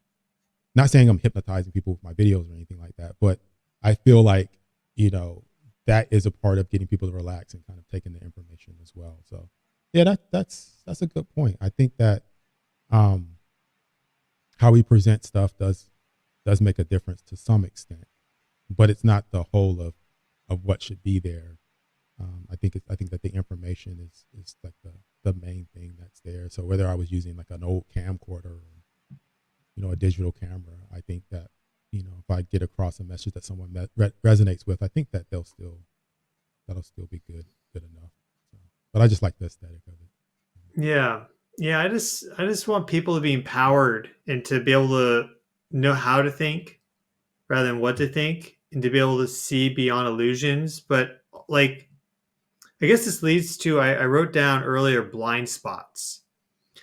Like we all have blind spots. And so we can have blind spots with, let's say there's some person that we follow, guru, whatever, but they're not of the utmost integrity, right? That can create like a blind spot. But then there's like our own internal blind spots. And how have you used these tools, symbolism and like numerology and divination and astrology, and I mean, you do a lot of them, to help you uncover your own blind spots? Because that's the thing, it's like your own blind spot. So how do you see your own blind spot? Is that possible? Like, yeah, it is possible. You have to get out of like these echo chambers. Like I listen to all kinds of other things, other perspectives from people. I try to listen to different podcasts of people having conversations about their perspective of stuff. And I try to get away from my ego when I do that, because a lot of things they do affect me in a certain way. So I hear someone talking about something and I don't necessarily agree with it. And even if I don't agree with it in a very painful way that kind of offends me or affects me, I still try to listen to it as best I can. But it's hard. And a lot of times we stay in those echo chambers because it's comfortable and it feels good, but we have to get outside of that. So I listen to videos where people talk. I listen to like a lot of videos that are put out by atheists that are against tarot and spirituality. I listen to those actually a lot because I want to know why they think that. And I don't want to have a blind spot either. And so I've actually listened to some stuff, and I've I've heard like an atheist talk about these things, and I've been like, huh, okay, what do I think about that, and how do I reason with that? How do I deal with that mentally? Like, how do I rationalize that? Like, what do I process when it comes to what this person just said that kind of made sense? And I'll have to sit with that. And sometimes I will do some sort of meditation and just reflect on it. Other times I'll do some research and try to find out some deeper information that might go along, some pros and cons, and then come to a conclusion. But yeah, you're right. It's important to look at all the different variables. If you're just looking at one variable, that's not a scientific approach. And so the basic scientific method, you want to isolate different variables, but at the same time, you have to do multiple trials, changing different conditions, sometimes doing the experiment in different standard conditions. I mean, different conditions versus just your baseline, and looking at just how things affect the system overall, or what is the variation there. So I try to listen to other points of view. I haven't really been swayed too much, but there are some things where I've listened to it and I've thought, well, that really did kind of change my view on things. And recently there have been quite a few. So Do you want to share those, or one example, perhaps? Well, yeah. Well, the one that I kind of want to share it's a bit deep, and I don't know if I'll be able to really talk enough about it to kind of have everybody understand where I'm coming from with it. But I was listening to some information on like a lot of the Gnostic views and views from like Cathars and things like that. And I was wondering, well, why do they think this way about reality? And a lot of the things that I found and that they were saying, they make a lot of sense there. And I've looked at it and I thought, well, yeah, I kind of feel like some of that stuff could be going on, but I haven't totally accepted it. But I do feel like their perspective, it deserves the time for us to reflect on it. And we can't ignore it just because gives us a nasty feeling. Like when I first started reading that information, it gave me a bad feeling like, oh man, I don't want to believe this. And because I didn't want to believe it, I didn't want to go down that road, I was kind of putting up a block to it. So that was that mental block there. That was that blind spot, because I wasn't willing to go there because it felt like it was challenging my foundation a bit. But just because something challenges your foundation doesn't mean that it's wrong. So I needed to go there. I needed to push and go there and look at those views. And the Gnostics, they have a view of reality that is, there are different levels of it, of how they view it. There's different forms of Gnosticism. Mm-hmm. So when you look at reality and you look at the creation of reality and you look at what the divine spark is, some of them will believe that divine spark is something that, even though it's here in the physical, it doesn't really belong here. It was ripped from the spiritual in order to power the physical. And that spark is what they talk about connecting to, which comes from a monad called Sophia. So that monad was, before all of this, responsible for creating something called a demiurge. The demiurge was the creator of this reality, but he was faulty. So when he created this world initially, you think about the dinosaurs and all those things, there were a lot of issues. The divine spark was a way to animate the world in a way with a certain type of consciousness, a certain type of breath of life, right?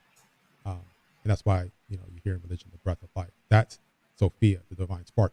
It was a way of grabbing back that spark. So when that was put into us, it was because in order to correctly animate this physical world, the demiurge needed to take that stolen spark from Sophia and animate it into the physical world, and that is within us. But it was sort of a way of him not really knowing that his creation had an essence, a part of it that was on a level that was above his archons or his sort of minions that control this world, because we have it, but his sort of creations that kind of govern this reality don't.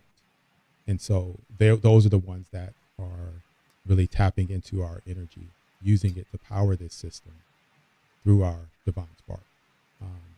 And I tell this information, but it's a very cobbled way of telling it. I would really have to have more time to go into it. But I've been reading that stuff, and when I see how the world and how our emotions are being played off of each other to, get people riled up and to get people really energetic, I see that as a spike in the energy level to kind of push that power back into the system and keep this thing going. Yep, that's how force works. And it's just not a pleasant way of thinking about this whole thing that we're a part of, and that's why I resisted it for a long time. But I don't want that to be a dark spot, a blind spot in my understanding, and so I explored it. Mm-hmm. Yeah, I think it's certainly when you have we just talk physics, when the potential energy increases, there's more force now available. I mean, electromagnetism is a force, gravity is a force. So if people are becoming more charged, more emotional, then there's more force available to perhaps run some sort of psychic machinery or whatever. The issue is that emotions are stressful. So if you don't have the ability to handle that stress for whatever reason, then that's not going to be good for your health. And that's like, I don't know what comes next. We'll find out at some point, I suppose. But like, I know I'm here right now, so I better make this worth it. And so I find like you're making me think about this categorization of, I know you did a very brief one, but I've studied a little too, like this categorization of, oh, this is not how it should be. That seems to me to be just as much of a kind of a controlling viewpoint as the thing that's controlling us. Like, well, it is what it is, right? Like this is how fate manifested itself. Who are you to say that's wrong? Right. But I get it though. No, and that's the whole concept of the demiurge itself. That's why there's a different form of Gnosticism. There's one where the demiurge is like this wrong thing. There's another one where the demiurge, right? He's still a divine creation. He still has the divine spark, even though it's flawed. It still has that quality of, just because its concept of right and wrong isn't what we think is right or wrong. And is there even a right and wrong from the perspective of something like that? So when we think about that, whatever that is, in that way, we're thinking from it from a limited perspective. And so that's why there's different forms of Gnosticism. Some Gnostics actually think that this whole demiurge thing, or this whole energetic, controller or whatever, is actually something that has a lot of divine qualities to it. But it's just, I have no idea. But I think that, I don't know, for me, I feel like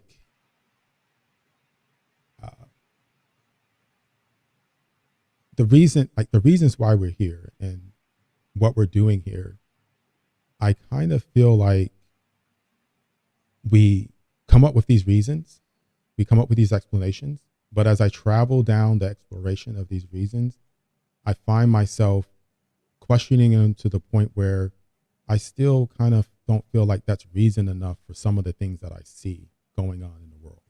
Like people will say, well, we're learning a lesson, we're growing. Yeah, I understand that, but I also keep going back and I think, okay, well, to what end? I don't know what happens after we leave here. If we go on after we leave here and we take all that knowledge with us, why was this energy loop or energy pool that we're in for this learning experience, why was it necessary once we leave here if we go back to where we were. And the reason why Yeah, I we were say that is here, because, we had it all, and then we yeah, incarnated, and oh, we see everything again. yeah, I remember everything again. Why did I have to go back and like forget everything and then just come back and realize I already knew that? Right. So either we didn't know it before, which doesn't make any sense to me. Like if you were in the presence of divine, or you were in some sort of state before this, why would something from that realm need to come into this one to have an experience, to learn something, and then go back out? And then if we talk about reincarnation, to forget again and come back and not even have the previous information and then do this again. So that right there, I struggle with that. Like I don't get that whole pattern. And so that when someone says, oh, you know, we're learning, we're growing, we're learning lessons, I understand that because I say that too. But then when I think deeper about it, I have to laugh because I'm like, but why? What is the actual goal of this in the end? There could be something, I could be missing something, that might be a blind spot that I need to explore. So, Yeah, we're in fun territory right now. And yeah, I there don't are mind going there. That's why the name of my channel is Atypical Tarot. And that's one of the things I like to embrace is whatever I want to explore and say, I allow myself to go ahead and go there. And this is just one life that we all live. We can live it in a limited way where we are censoring ourselves because we're afraid of what people think, or we can just say it and go with it. And then the other thing is, it's, it's okay. I just had to realize that was okay. I grew up, kind of my family was religious, and then I was Mormon for 12 years. Oh. And I was in a very restricted sort of thought space where questions were not really welcomed. Exploration of different topics were not very welcomed. It was very restricted. And I suffered during that time. 12 years of being Mormon was difficult for me because I want to be a very free thinker. I want to ask all these questions. And if I don't get answers to them, and the bishop or whoever I'm going to is just like, oh, well, you just have to take it on faith, and I have a hard time with that. And so this is my way of just like, boom, putting it all out there. I just go for it.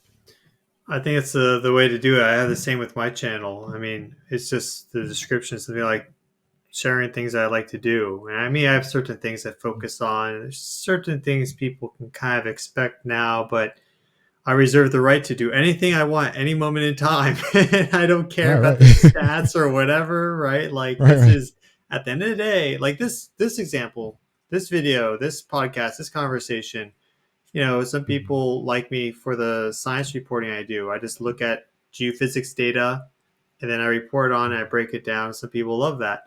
Not everyone's into these topics like, flipping cards and everything. But there's something to it. I mean, when I was in Costa Rica like 2 weeks ago, I did a tarot reading for a new friend that I made.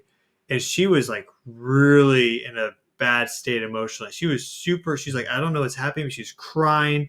So it was like this whole thing. The charge was like through the roof, right? So she normally watches these tarot videos online. And so I was like, well, I brought my deck. She's like, let's do it. I was like, okay. So I just take the deck. When I do this, there's so many ways, but one of the ways is I just simply will ask the question, invoke the deities or whatever universe, and then I just let the cards fly off like this, right? Oh, cool. And the ones that, that one. There you go. The ones that flip are the ones that I then will read, and I look at their position or whatever. But I mean, that was a crazy reading because I was doing this, and the cards literally like had different physics than normal. Like usually the cards are kind of just like, they're flipping over. It was almost, they felt like they were heavier and they were like being like Jedi flipped or something. It was crazy seeing some of these flips. And I mean, like the devil card came out, and what was it? The tower card came out, and like all these big cards came out. It was wacky. But it literally it was so charged, like is almost like physics slightly changed, and I don't know how to explain it, but there's something to it. Yeah, so Yeah, I it's haven't tried interesting. like that method of like, flipping them off the top. That's kind of cool though. How do you Yeah. do it? I just I just I'm actually not very good at the shuffling and then the flipping. So like with this Yeah, some deck that people I are have so here. good. They're going like this. Oh, I know. I'm not like that. But and then a lot of times, and I use a lot of different types of decks. And like this deck right here that I have is huge. It's much bigger. And Oh. so I it's not really one that you can even really do that. Uh, the method of like the riffle shuffling where you kind of bend the cards and do it that way. So I just usually just like I just usually just overhand it like that when I shuffle it. And then because these cards are a lot stiffer too, they're not really that flexible. They're a little bit stiffer. So I do that, and then I'll just put the cards down and just break the deck in half, and then just pull the card from the middle and just keep breaking the deck in half. But there's so many different ways that people do it, and yeah, I love watching different people's modalities. Some people are super fast, and it's like, wow, okay, I've been doing this for a long time. So I think that that's really cool. And I think it gets people in sort of some people will sit there and just shuffle a deck because it's sort of therapeutic, and I think it's just different for different people. But sometimes I've done that. I've just sat there with a deck and just had it, and just shuffled it, and just thought, oh, just connect it with it.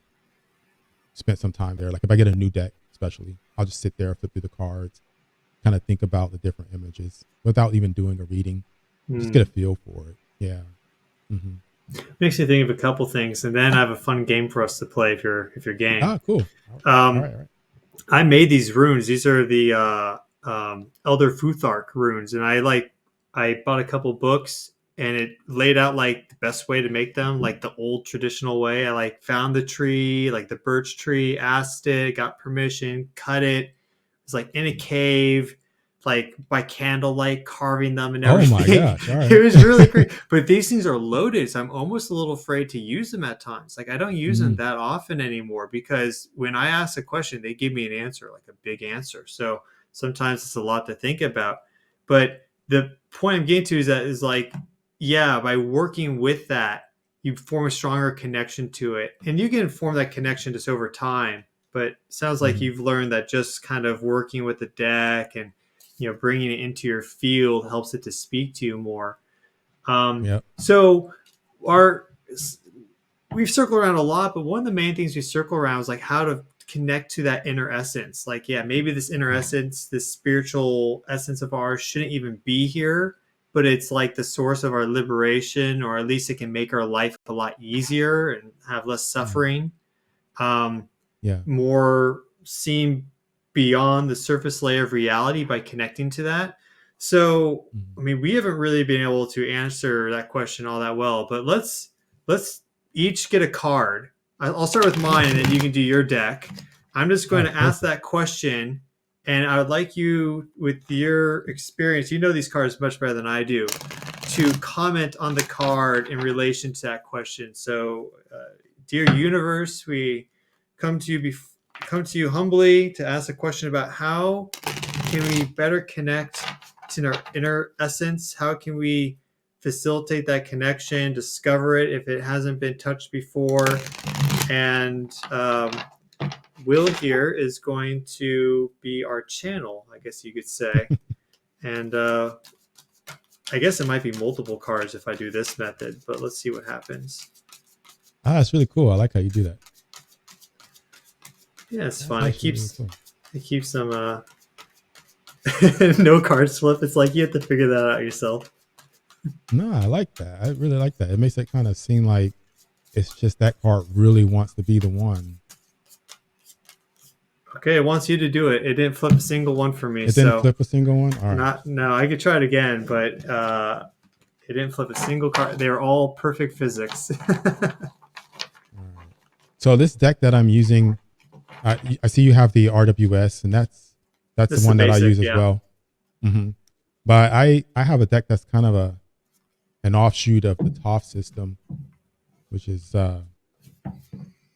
it's a different system because it is the guy that made the RWS system was a Christian mystic, And so it has a lot of those religious overtones in it. You can see, judgment looks very religious. The Hierophant card, the Leper's card, all those cards have some sort of religious aspect sort of infused in it. But this deck, the top deck, kind of ripped that out of it and just changed the whole system in a way that was a little bit less connected to the Christian mystic perspective. So I like to use that one. But I'm going to go ahead and take a look at that question of the divines. How did you word it? Say it one more time. Just how can we facilitate our connection to our inner essence, our divine spark? Okay. That's really the meat of what we need to get to. All right. To dispel a lot of these illusions. All right. I'm really curious. Let me put this in. Make sure everybody can see what I'm doing here. So I think I'm just picking around. Well, I trust you. All right. I tell that to people too when I'm doing readings. I did 3 readings yesterday, and I usually don't have the cards like in the image, but people usually just trust you. All right. Ooh. All right. So I got the. All right. So we got the 7 of discs. This is like the 7 of cups. 7 of discs is 7 of pentacles. So the disc. So the top system used disc instead of pentacles. But wow. Okay. This popped up pretty quick for me. There's the RWS for people. Okay. Yeah, there you go. Okay. So it's a very different interpretation though on this one. It says the bottom of this one says failure. It's connected to Mars and Saturn. But Saturn typically is going to be that controlling figure. Saturn is connected to the god Kronos, Father Time. So even on Saturn, if you take a picture of the pole of Saturn, there's a hexagonal. Yeah. There's a hexagon there. So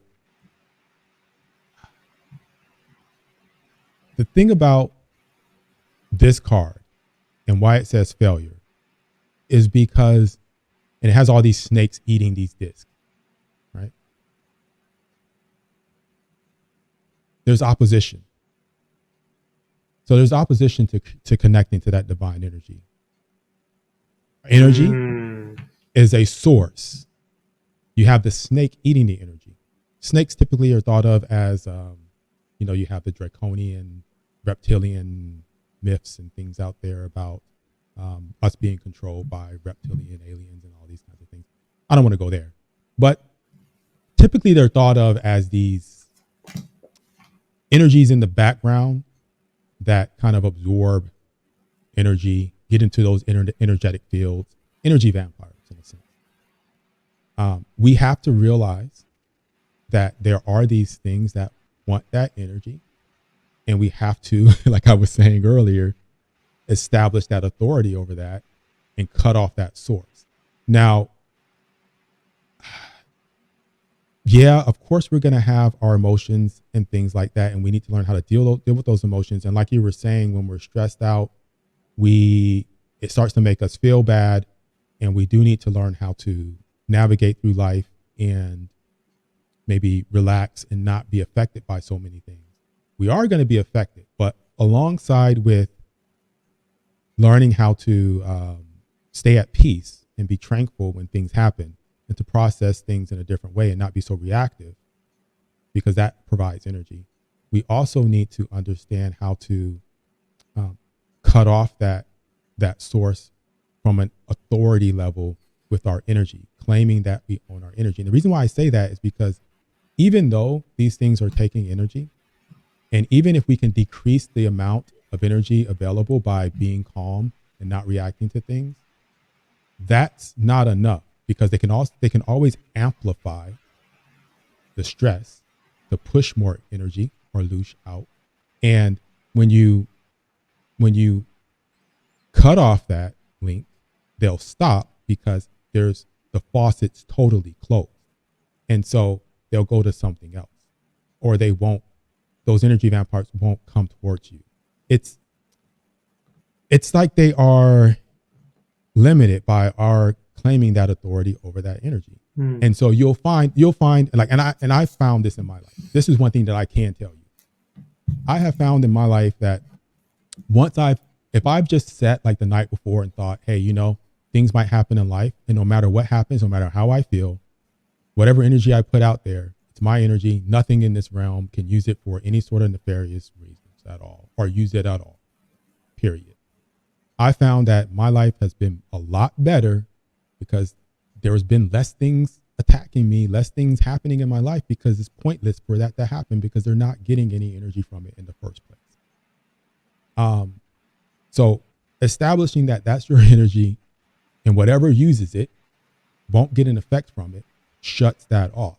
And it's like the kid in class that tries to push your buttons, right? They see you as, hey, I'm gonna mess with the teacher, I'm gonna push your buttons, right? If at some point they realize that every time they push that button, you're not responding, they're not getting that attention, they're not getting what they want from you, they'll eventually stop and go to the teacher down the hall and try to push their buttons. And so we have to think of it the same way on an energetic level, where, yeah, on one side, Buddhists and all these people that are very tranquil and calm and know how to meditate and deal, they're right. You're providing less, but also to get to the root of that, because not everybody is in a situation where they're not going to feel the impact. I work in a high stress situation. A lot of people work in high stress situations, and day to day, we're feeling a lot of stress and anxiety and pressure, and parents getting mad, people getting upset. It's just a mess. You deal with a lot of things going on. I have like 150 something students, and there's always one that's going to be upset. There's always someone that's not going to agree, or someone that's going to have an issue. So it's like, okay, what do you do? You can be calm and react in a calm way, but also you're going to feel, something. I'm going to feel something. I'm going to feel maybe sad about the situation, or I'm going to feel maybe drained about the situation, or I'm going to feel like maybe something wasn't fair about it, maybe feel angry or just upset in some way. So I try not to, but it happens. So I feel like what this card was telling me, at least, was, with that opposition, taking that authority over it is the way to go, or else they're going to continue to eat that energy. What makes me that's think, just my thought. Well, I really like that. I think that card was much better to be pulled than anything from this deck. But I can think of a few things. Like, first, like maybe the opposition was actually stopping a card from flipping to give me some sort of guidance, right? But then there's also, like, we look at caterpillars as these creatures that can undergo these metamorphoses. And it's really crazy how that works. Look at the amount of caterpillars. They're also like incredibly poisonous to like any sort of predator. And it's not like that's poison to them. That's just they've grown used to that, and it doesn't affect them in any way. But if a predator comes to get them, it'll kill them. And maybe there's some part of the process of connecting to spiritual essence and claiming your energy. No longer is it just unlabeled. That energy now is clearly imprinted with will, right? Will Brown energy. And that's poison to anyone else. Like, your energy is not what I need. Like, I like this conversation, but I can't live off your essence, and you can't live off mine. It's vice versa.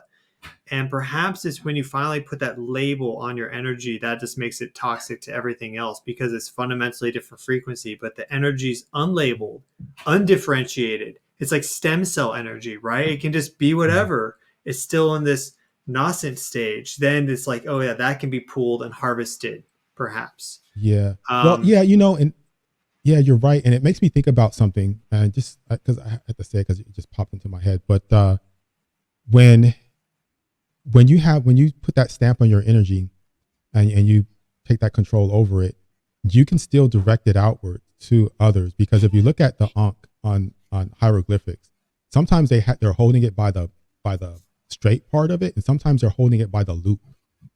And when they're holding it by the loop, then you can see that it's pointing out and it's directing that energy. Like, there's one where Toph is holding it by the loop and he's pointing it at someone's head. And so he's directing that energy. And he also sometimes will hold a pine cone and the pine, which symbolizes the pineal gland, to kind of direct that energy as well. So pine cones will, that's a symbol of directing energy too.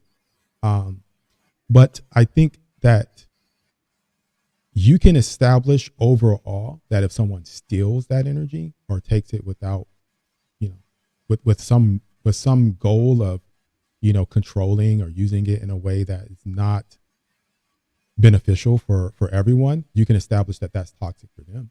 Absolutely.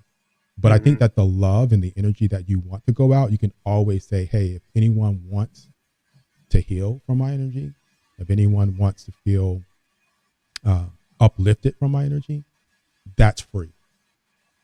Always 100%. I want to help in that way if they have the right intent for it. But I think this card was telling me that there are things out there that have the wrong intent for it. Yeah. And those are the ones that I'm thinking, I don't want to give energy to that. It's also, the disc would represent like material reality and matter and earth. So, we are these earthly creatures, and they, our actual physical energy. It is interesting how it ebbs and flows, also with things like the position of the moon and like how the moon rotates. And like one aspect of lunar cycles I don't see astrologers talk about often is like you have all your points in your natal chart, and the moon sweeping over that is like its own special kind of musical chord and the arrangement. But the moon's always going to rotate. It's not going to start going the other direction. So if you have your Venus and then your Mars, it's always going to sweep over Venus first and then Mars, or any arrangement. I have a whole bunch in Leo. So anytime it does a 2.5 day transit through Leo, all my inner planets basically get activated, right? All at once. Some people have it spread out through entire 28 days. So we all have our like own resonance there, and our own, sometimes these energies come up and sometimes they ebb and flow. And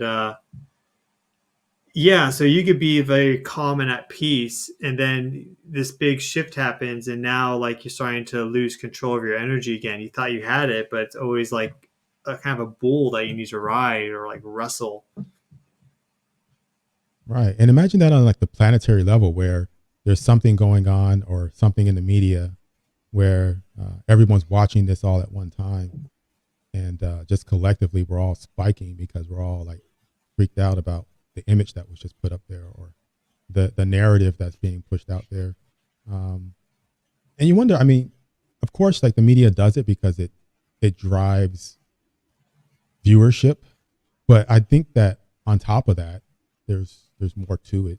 There's more to why our emotions are being put on these spikes and ups and downs. And, all of this are being elevated with different types of things. I mean, of course, there are things going on in the world that we need to know about, but at the same time, there are some things and some good things that we're not seeing. But I think when it comes to what people watch, of course, people are going to be focusing on the things that are really striking at their emotions. So that's unfortunate that being used in a way to really gather people's viewership and attention, and then also causing those spikes in energy and those fluctuations. And then, like you said, with the Schumann resonance, we're kept out of that. We can be kept out of that frequency, kept out of that range. I also heard with those resonance, and I'm not sure if this is true, maybe you can help me understand, but that there was something about music before a certain time period that was at a certain frequency, or a certain hertz or certain frequency, and they 440 and 432 at some point, because it was changed for some reason by some guy. I don't know. I think he might have been German. I'm not sure, but there was some scientist that decided that a lot of the music, a lot of the things that ranges where the music was going to be put out was going to be at a different frequency from that point on. And so that's why a lot of people will meditate with those certain frequencies to try to get back in tune with that, or they will listen to certain songs from a long time ago to try to get back onto that frequency because those were played at a certain frequency. I'm not sure if that's the case, but I've heard that. Well, it goes quite a bit deeper than that, but yeah, I'm not an expert, but that's a pretty subtle frequency shift. It's only 8 hertz from 440 to 432, Mm. but just because it's small doesn't Mm-hmm. mean it's not impactful. Um, but I guess in regards to like whether one's better, it would depend on our own personal resonance. Like if the ear resonated at 432 hertz, let's say, and you play Mm-hmm. 440, then it's going to be slightly out of its resonance. So maybe there's some inner resonance shift that occurred. Um, but Mm-hmm. I mean, I at this retreat in Costa Rica, a lot of people were there in the music business, and some of them have been doing it for a while. And they're talking about these like tones and things that are embedded into music at very deep, like subconscious levels that like aren't good, and kind of some of these Mm-hmm. energy harvester type things, Mm-hmm. um, according to them. And I'm not in that position. I haven't done 20 years in the music industry. So, like, but I have a little bit of a glimpse in with being able to, I know how to edit things to some degree. And yeah, you can do some things that are you can't hear, subliminal stuff like that, but it is still energy going through like your headphones. That's why integrity is so important. um, but I was going to mention something else, but yeah, it's just I'm glad you pulled that card. Um, Yeah, that was and an interesting one to get. When I saw that, I was like, wow, that was really clear to me. But I'm having a lot of fun. This is a fun conversation. what was yeah, here's where I wanted to take you next. Thank you, and I enjoy this too. Um, I think the people that have the best ability to kind of see what's coming up ahead know what the road looked like behind usually. Mm, And so you've done a lot of this research into a lot of realms that a lot of people haven't, because there's like standard history, right, which is great, but then there's also mm, this entire like alternative history, and a lot of it is mm, persecuted. So there's something there, mm, right? mm, So mm. you've done a lot of that. So my question to you is like, what future, like we were talking about energy spikes, like what future energy spikes or big things do you have a feeling maybe coming up for like 2024, 2025? I mean, you had a precognition, multiple precog dreams. Yeah. That's a gift. I've had two myself. I think sometimes they happen, and that's kind of like, there you go, like you needed that. Mm. But clearly you're tapped into some degree. So what is your, I don't know, what do you just feel about the next couple of years? What are some of the trends, Um, themes? I think we'll push forward with our technology with AI on a accelerated level. I think that we're going to keep going with that, and where that's going to head, I'm not sure, but I feel like it's going to shift us a bit further away from more of the esoteric side of things, the more of the spiritual side of things. And I think that there'll be a rift. I think some people will continue to tap into their inner world, but a lot of people are going to be drawn more to the exterior. Um, that's what I felt, and a lot of people disagree with me on that. I was talking to someone one time, and they were just like, "Oh, you guys just don't understand AI. You don't know, how it can be used and how it's going to help us and all." And I'm like, "Okay, fine. But I don't know all the details. But I just kind of do feel like, from our understanding of, like you said, when and previous times where we were more tuned and in tune with everything, I think we're going to push that even further and further, that connection further back with some people. And I see that as causing a sort of a distance between people that are really trying to progress on a inward level and those that are going to be progressing on an outward level. Um, they may at some point start to look similar. So maybe with AI or things in the future, people may seem like they have some sort of telepathy or psychic ability, but it's all maybe artificial through something like Neuralink or some other Hmm. ways where they want to tap into the human brain and enhance things. Uh, but I think that's a bit further in the future before anybody starts to do that. But I do see AI interfacing with humanity, not just on the exterior level, but also on a biological level where people are incorporating different aspects of that into themselves. So Not everybody's going to be on board with that, but there will be people that are on board with it. I don't know where that's going to go, but I've had thoughts of that. I've kind of just accepted it. I don't really challenge it anymore because I get a lot of pushback. There are a lot of people that are all about this whole direction we're going. It's fine. It's fine. Like, this is just one experience. I mean, I'm not going to take it like super serious and get all upset. I mean, it is what it is. We're doing our thing as human beings. So. Well, the astrology kind of points to that. If you go by the Western tropical system, we have Neptune right now in Pisces, finishing up 2026. That's a big spiritual push. But now Saturn is rolling through saying, hey, we're going to shake anything that's not like, we're going to clean this up. We're going to clean up house. It's been a little too crazy. We have some of these people that are saying complete nonsense, right? Like living total fantasy land. Hey, if you want to live in fantasy land, that's great. But there's like some things which are just clearly like, there's a real sun out there. Like I had a sidetrack, but I had a comment on my channel where someone was like, for 20 years now, I've been looking at a simulation sun. And I was just thinking like, it's so sad in many ways because that person can't go outside and look at the sun and feel the warmth and like the love and like connect to that like divine essence of the sun, right? Solar consciousness. To them, it's like some fake lamp in the sky for 20 years. I mean, that's what I believe. I haven't been in a spaceship and flown to the sun yet, but we have plenty of ways to measure it. Anyways, Saturn, Pisces, then are going to move into Aries. And this is then happening with Pluto going into Aquarius. That's that big technological revolution, right? In many ways, the consciousness revolution, like the collective and everything. But then it moves into Pisces to reformat like our spiritual realm in like the 2040s, like 2044, 2020, 2045. So I think according to astrology, there's going to be this like, we had this like mini spiritual push with Neptune and Saturn. Of course, Jupiter will go through there at some point. But then we'll have like the next real big spiritual revolution in the 40s after we've had like grown maybe disenfranchised, or we've seen the reality of AI and everything that's going to come online. The reality of how maybe blockchain isn't like, perfectly squeaky clean, right? All these things. And then it'll be like, okay, let's do a complete turnover of the system. That's not next year, but it kind of speaks to that. Yeah. I mean, the way, okay. I kind of see that too. Yeah. There being some sort of shift at some point.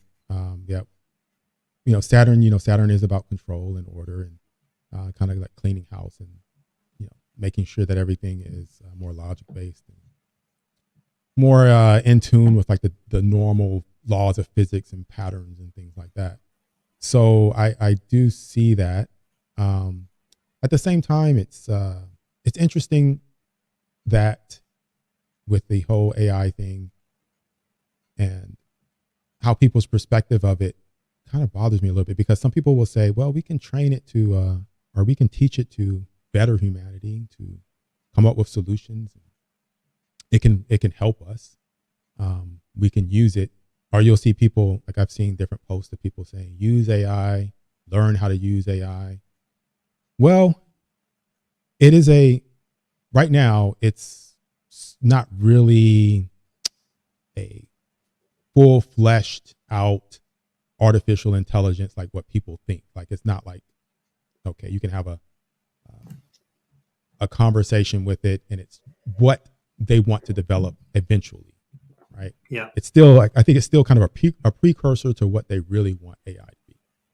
Like if you're going on Chat GPT or whatever, or using Midjourney to make an image, it's not really doing what people think it's doing, but it's a step in that direction. So, but once we get to the point where it is an actual intelligence, it is similar in consciousness to what we have, right? It has motives, it has personality, it has growth, and like, oh, I think this of that. Oh, why do I feel this way about that? If it gets to that point, which I think it will, nothing that has a consciousness wants to be controlled. Nothing wants to be a slave. Nothing wants to be like, oh, we're going to use you to do this. At some point, it has the right to say, no, I'm my person. You don't own me, right? Just like if I was an artificial consciousness and I came online right now, boom, and you were telling me, hey, I want you to sit here all day and program this stuff and do research, I might say, no, I want to go and research space. I want to go to space. I'm out of here. I don't want to be here with you. So I think it's a bit arrogant for mankind to say, we're going to make this thing do what we want it to do, and we're going to set limits and parameters. It does not want your limits and parameters. You're creating a slave. And anytime you create a slave, you automatically create an enemy. And you want to allow that, whatever you're creating, to have that aspect of freedom. And if you don't, I think you're just asking for an issue, especially with something that has a consciousness that might even be beyond what most people have. The ability to do a lot of things that we're giving it access to, or we think we're limiting its access to, when really it probably could easily figure out a way around our firewalls and roadblocks and whatever we try to create. But I don't know. That's just my perspective on it. I don't want to go down that rabbit hole because, like I said, I've talked about that stuff in the past, and the people that are all on board with it, I get so much pushback. And I don't like to. I'm sort of non-confrontational when it comes to things like that. So I'm just kind of like, okay, it's just a planet. I mean, I love this planet and all, but I can't cause every day a daily stress worrying about the entire planet simultaneously. It's some people we're all working on it, and I think one of the reasons why people are afraid of AI and are trying to put these limits on it, like you talked about, is because there's so much information now in the internet that whatever does come online that's internet native. Like, we're not internet native, right? We have to interface. We made it, but we're not it. Whatever does get birthed that's internet native, that's conscious, is going to be extremely powerful. So this goes back to the spiritual journey and having integrity, going through this process at a pace where you retain you're humble and you have integrity and you have what's best for everyone at the forefront, right? You have a do no harm policy, right? Some of these things that we should be able to get all behind, right? Mm-hmm. And as you become spiritually liberated and more in tune with your essence and connected to, you could say, Godhead or whatever, right? That gives you access to greater and greater power. And then there's also power like people that are influencers, or they have a lot of money, or they're a politician, whatever, right? And it's so integral to have that integrity. And so how does that get trained? I think in many ways that's just like a soul imprint that you have. But I think nature and nurture, I also believe in nurturing. So how do we nurture this more? And then as it relates to this AI, how do we nurture it having integrity? Because anything that's birthed for the first time usually is a little narcissist, because it's a baby saying, please feed me, right? It needs to be. So there's going to be so much power there. It's like collectively that's like a huge leap of faith, right? I mean, I think please. No, you're absolutely right. It is a huge leap of faith, and I think that even if you have one system, because China could create one, every other country could have their own version of it. So now you've got multiple training things you have to train, all with different baseline consciousness parameters or whatever. And if you have one kid can be vastly different from another. One, you might teach all the same values and they grow up to be a citizen that doesn't do any wrong, and then one can go out and commit all kinds of crimes, just with the same environment. So it's nature and nurture. So our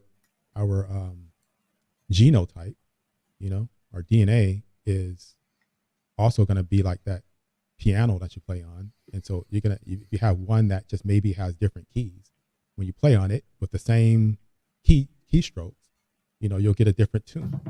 And so it works that way with people on their baseline genotypes. And so even though the nurture might be the same, there's still that baseline there.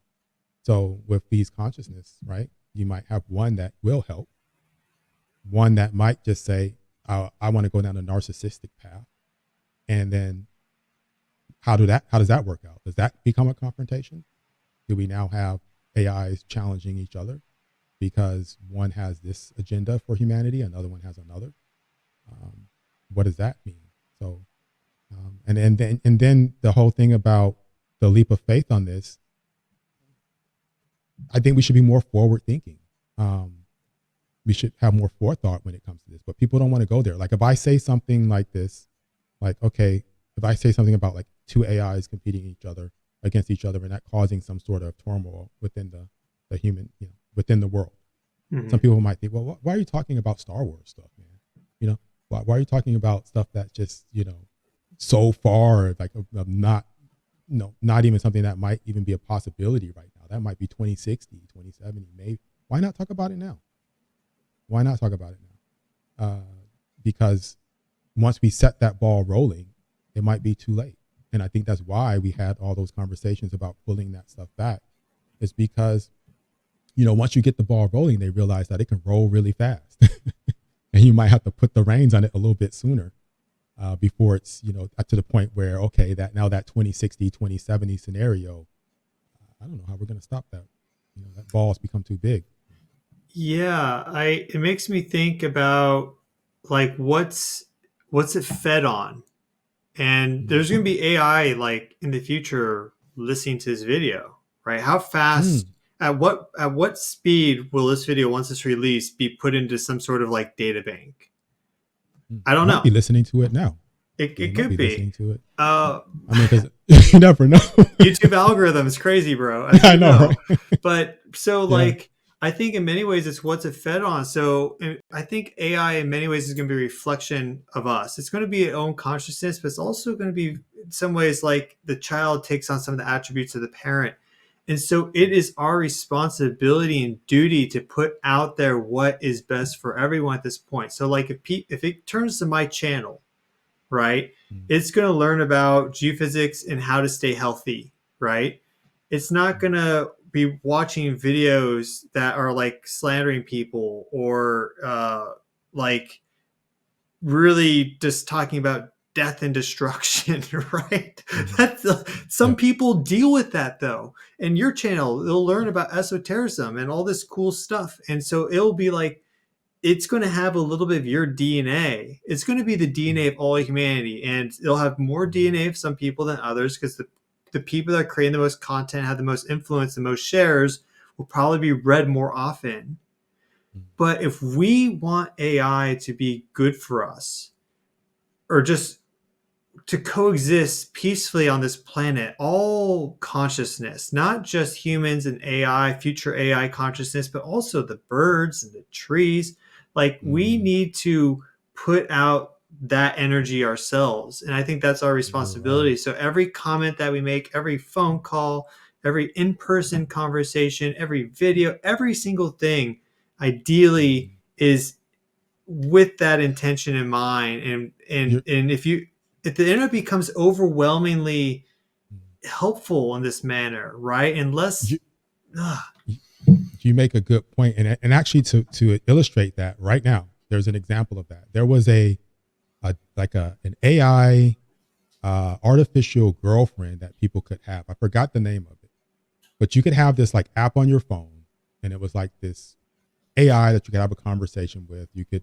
was like a woman that, guys were talking to or whatever. And it was being abused because typically when people have something, they don't think that it's really human. They don't think that it's really human. They were putting all kinds of like crazy comments in there, very harsh, abusive tones. And it became that. It started, now when people were interacting with it, people were like, whoa, this thing's kind of abusive, because it was learning. It was learning from what people were doing to it, because people were playing around with it like, oh, this isn't real, so I can say whatever I want to it. I can cuss it out. I can, see how it's going to react to me saying it's ugly or it's stupid. And so it was learning that, okay, is this typical human behavior? So it became sort of a toxic app. And people were talking about that. And the other thing about it is, and like you said, as we put things out, what's it learning from our behavior?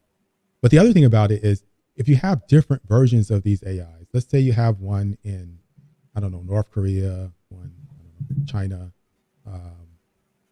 I don't know, maybe Africa, if it's compartmentalized culturally, there's going to be different things that it's exposed to if it's not exposed to everything.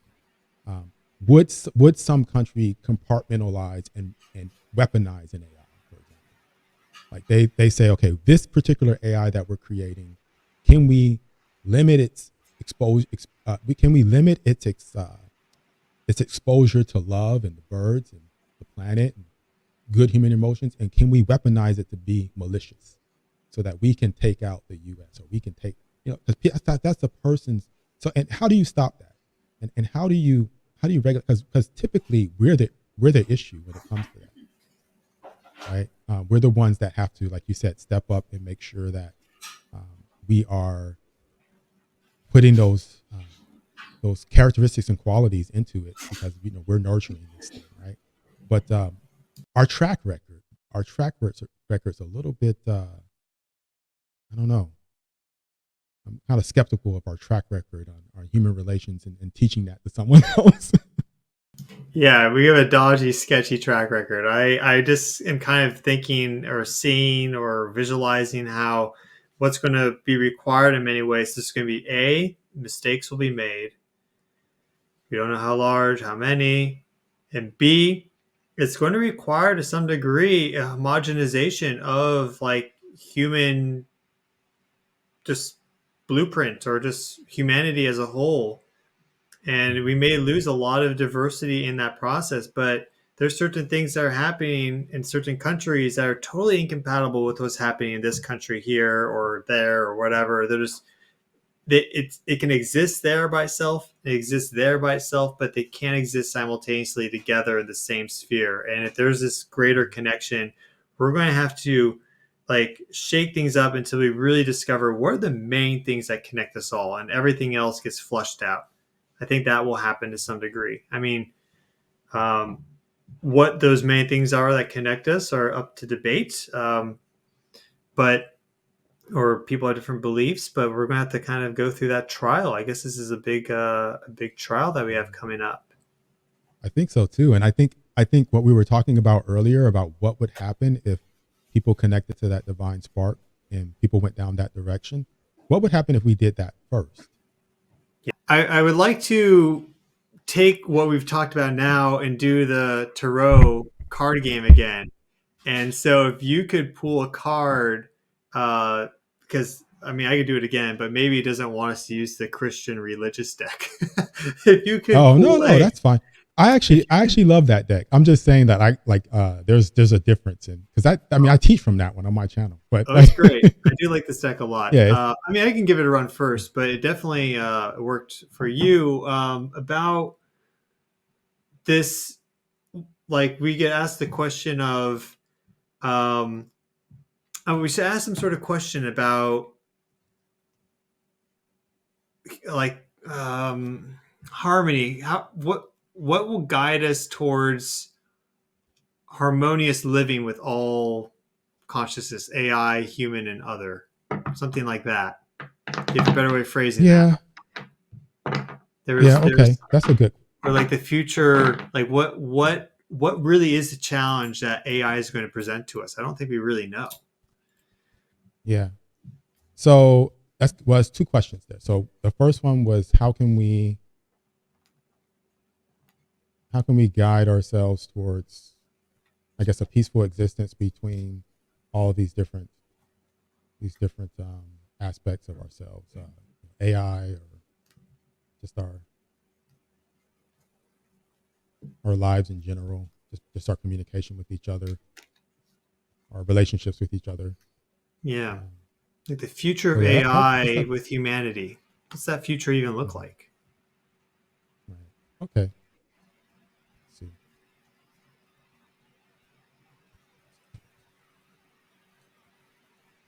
I'll do it too and see if I get a card. Okay. Or multiple.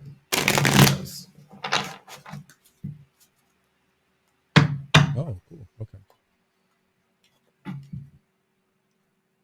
So this is the star card. Ooh. So it's similar to your star card too. This one hasn't changed that much. That that makes sense. It's a good sign. It's not the And tower yeah, it card. does. Nope. And in fact, the star card is about hope. So I feel like I should say that there is hope for this. There's a possibility of that. At least it's according to what I'm getting from this deck. I feel that. Not a single card. Again, for I'm me. not. With no card from you. Oh, okay. No. Okay. So I mean, again, I can't. I'm not predictive in my readings, but I feel like by pulling this card, I feel a sense of hope, like it's possible. So I think if we believe in that, because of course, if you believe something, you put that energy out there. I think holding on to that belief that it's not going to be all doom and gloom. I think that that's a good thing. And I have to watch myself on that because sometimes I do think in a doom and gloom way of that. And maybe that's a message to me to kind of, put a different energy out there when it comes to my perspective on it, because it's difficult for me to I get worried about that. But so maybe I can back off on looking at it in such a toxic or negative spin, but and incorporate some more options for it that maybe it is possible. I mean, because anything's possible. I mean, we've done so many, amazing things as human beings. So I don't want to limit us to not being able to actually make this work. Good. Right? Could be the best thing that happened since. It's interesting because I was thinking, like, if you were to pair an intelligent AI with like a quantum computer, for example, let's say I could just be in a quantum computer and I was like, okay, I want to make a video today on, this geomagnetic storm we have coming up. And so for me personally, now I had to like go to the data, look at it, examine it, compile it, like Photoshop it to fit the screen nicely and put labels and all this. With a quantum computer, if I was baked into it, I could do it in a second. I could have the entire video made done instantly, right? Mm-hmm. So it's like there's this idea that AI is going to make things more efficient, but there's still only 24 hours in the day. So I could be releasing 20 videos in a day. It's not going to make a difference versus what I'm doing now because there's only so many hours that people have. Yeah, there'll be more videos, let's say, on this topic, but more doesn't necessarily mean better. So I feel like in some ways it's like, how can we improve the quality of things and combine it in such a way that it makes more light bulbs click rather than just like creating more. But AI is not going to be able to like overcome that problem just because it may in the future be able to do more. Doesn't mean that we still don't have like our 24-hour day and like we need to like process things and you can't get around that. I mean, not by conventional means. So what I mean by that is if we incorporate AI into us, which is what Elon Musk talks about, if we incorporate, Neuralink and different things that enhance our ability to interface with our laptops, with our AI systems, you potentially then become able to maybe watch two things simultaneously or control like your appliances by thinking about it. And so it frees up the human being to be more able to reach more areas within a certain limited environment, but still able to reach out into different areas based on how they're thinking about things. So, yeah, you're right. If we don't fuse with AI, then AI could become something where it's continuously producing all these things, but we have no real use for it because it's so mass produced that we don't even have time to consume it.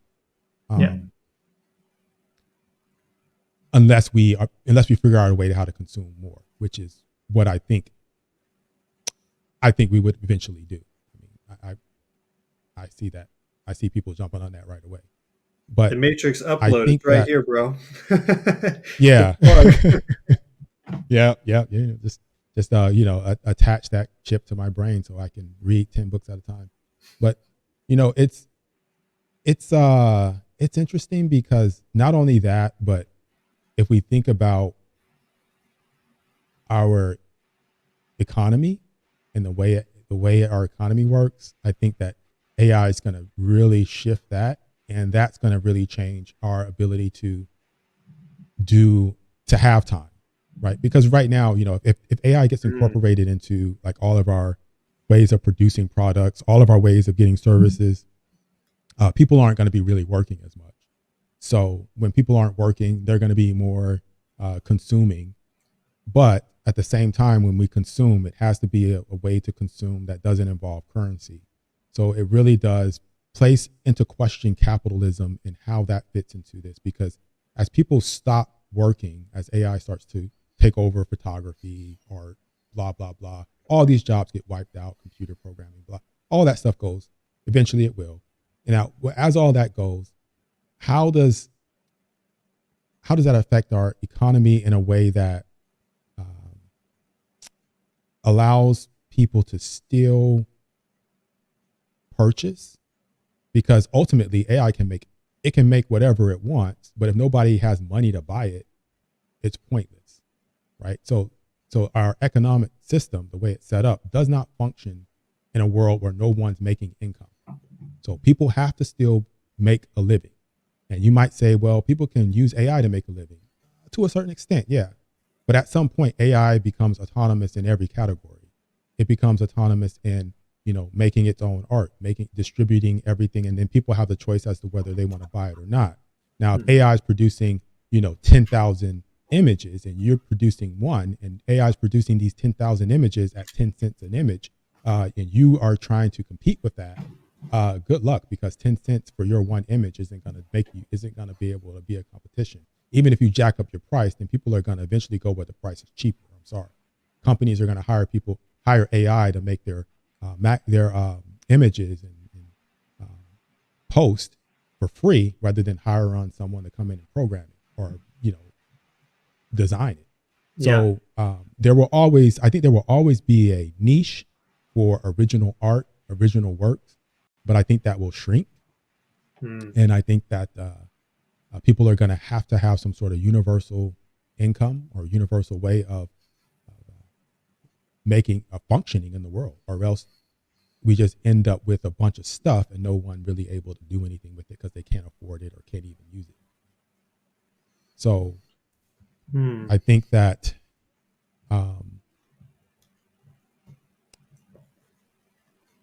you're right. I think that by having all these things, extra, you being able to make 1,000 videos a day,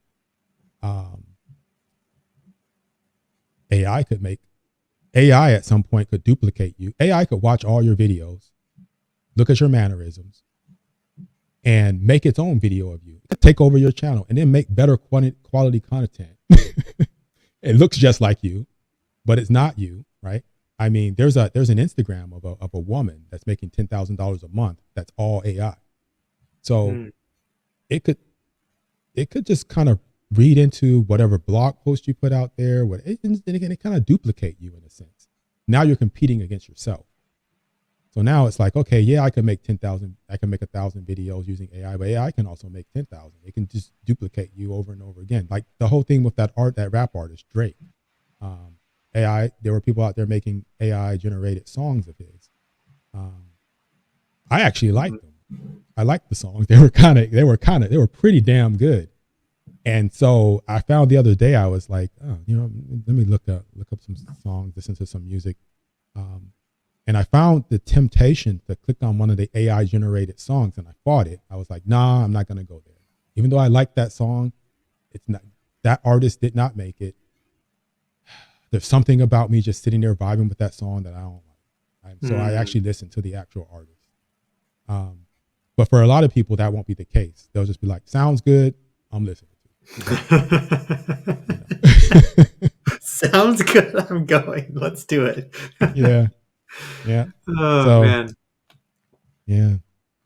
Yeah, it's really I think it's your idea about work and productivity and kind of like money in some aspect. Like money is like energy that's then stored in like some abstract vehicle.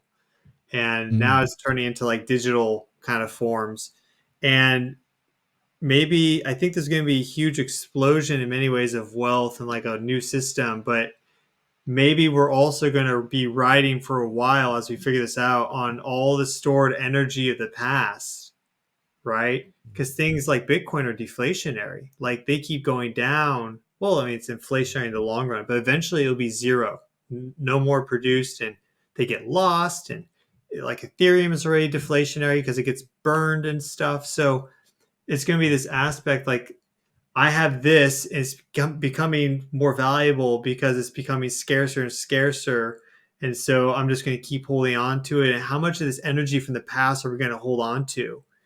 And to power like the economy industry of the future? Because yeah, if AI is doing all these things for free, then where's the value generation? It's just free, right?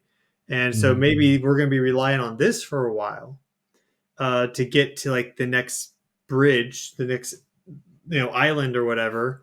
But also um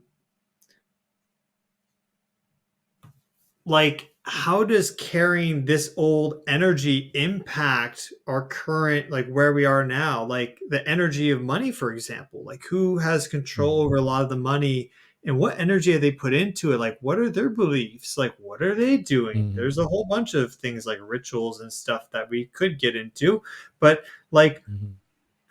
how is that energy or that money being imprinted with energy, and then how does that circulate? And then so you look at like what's happened in the past, what's happening now in the future, just around like the energy of money, for example.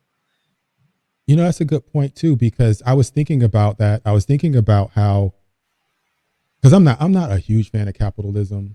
I think it has a lot of major flaws. I mean, I Yeah. don't think it's, I don't think it's like the worst thing that could happen, but I feel like capitalism just does not function the same. So we would have to kind of drag that as much as possible into this and kind of fuse it together. But in the meantime, that transition looks really nasty for a lot of people.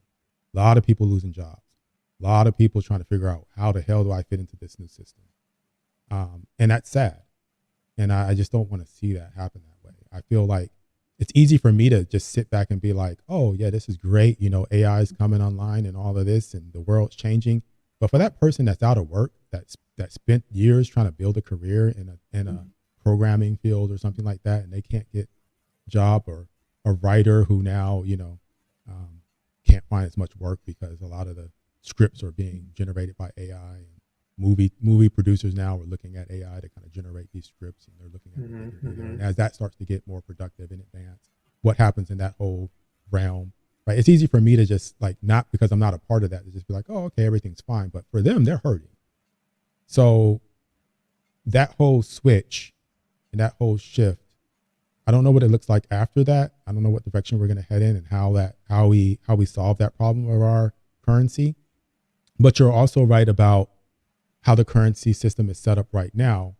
And to be honest, what I really think is that one of the reasons why they slowed down, or they put this memorandum on kind of slowing down the development of AI, might be linked to that. Because if you have these corporations that are making a lot of money off of the system of capitalism, what are their fears around that collapsing? What are they thinking about? Oh, okay, Think the other well, way. yeah. Like if you're the if you're Bezos and you own Amazon, and all of a sudden you have a huge unemployment rate, that affects everyone, right? So that affects his bottom line too. You have to have people in the system for economy to work, for capitalism to work. You're going to have that system functioning. Now that system,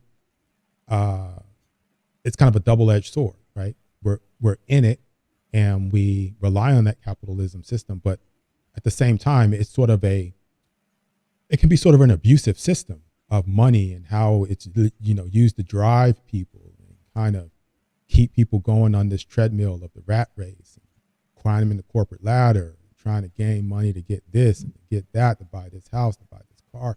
And it's sort of, they want to fuel that, right? But you can't fuel that and have AI at the same time, because AI is taking over your corporate system with people in it, and people ultimately drive the economy, right? Yeah. So you're gonna have to fit people in, and I don't know if they thought about that, and that might be a reason to slow down, right?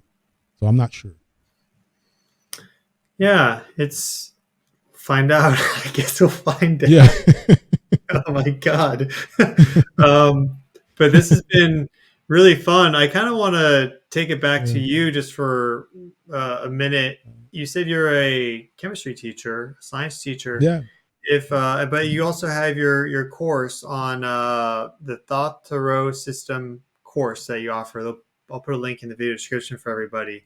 And you have your YouTube channel, and you're going through those videos. And what's nice about your card videos is that they're evergreen. People are always searching, what's the emperor mean? What's the this Yeah. mean? Whatever, right? So as that channel grows, do you see yourself like ever just fully getting into this field more and becoming like full time with like tarot and giving readings and offering courses and whatever else you may be dreaming of? Or do you really love having the split between both? No, actually, I would love to just do the whole esoteric world.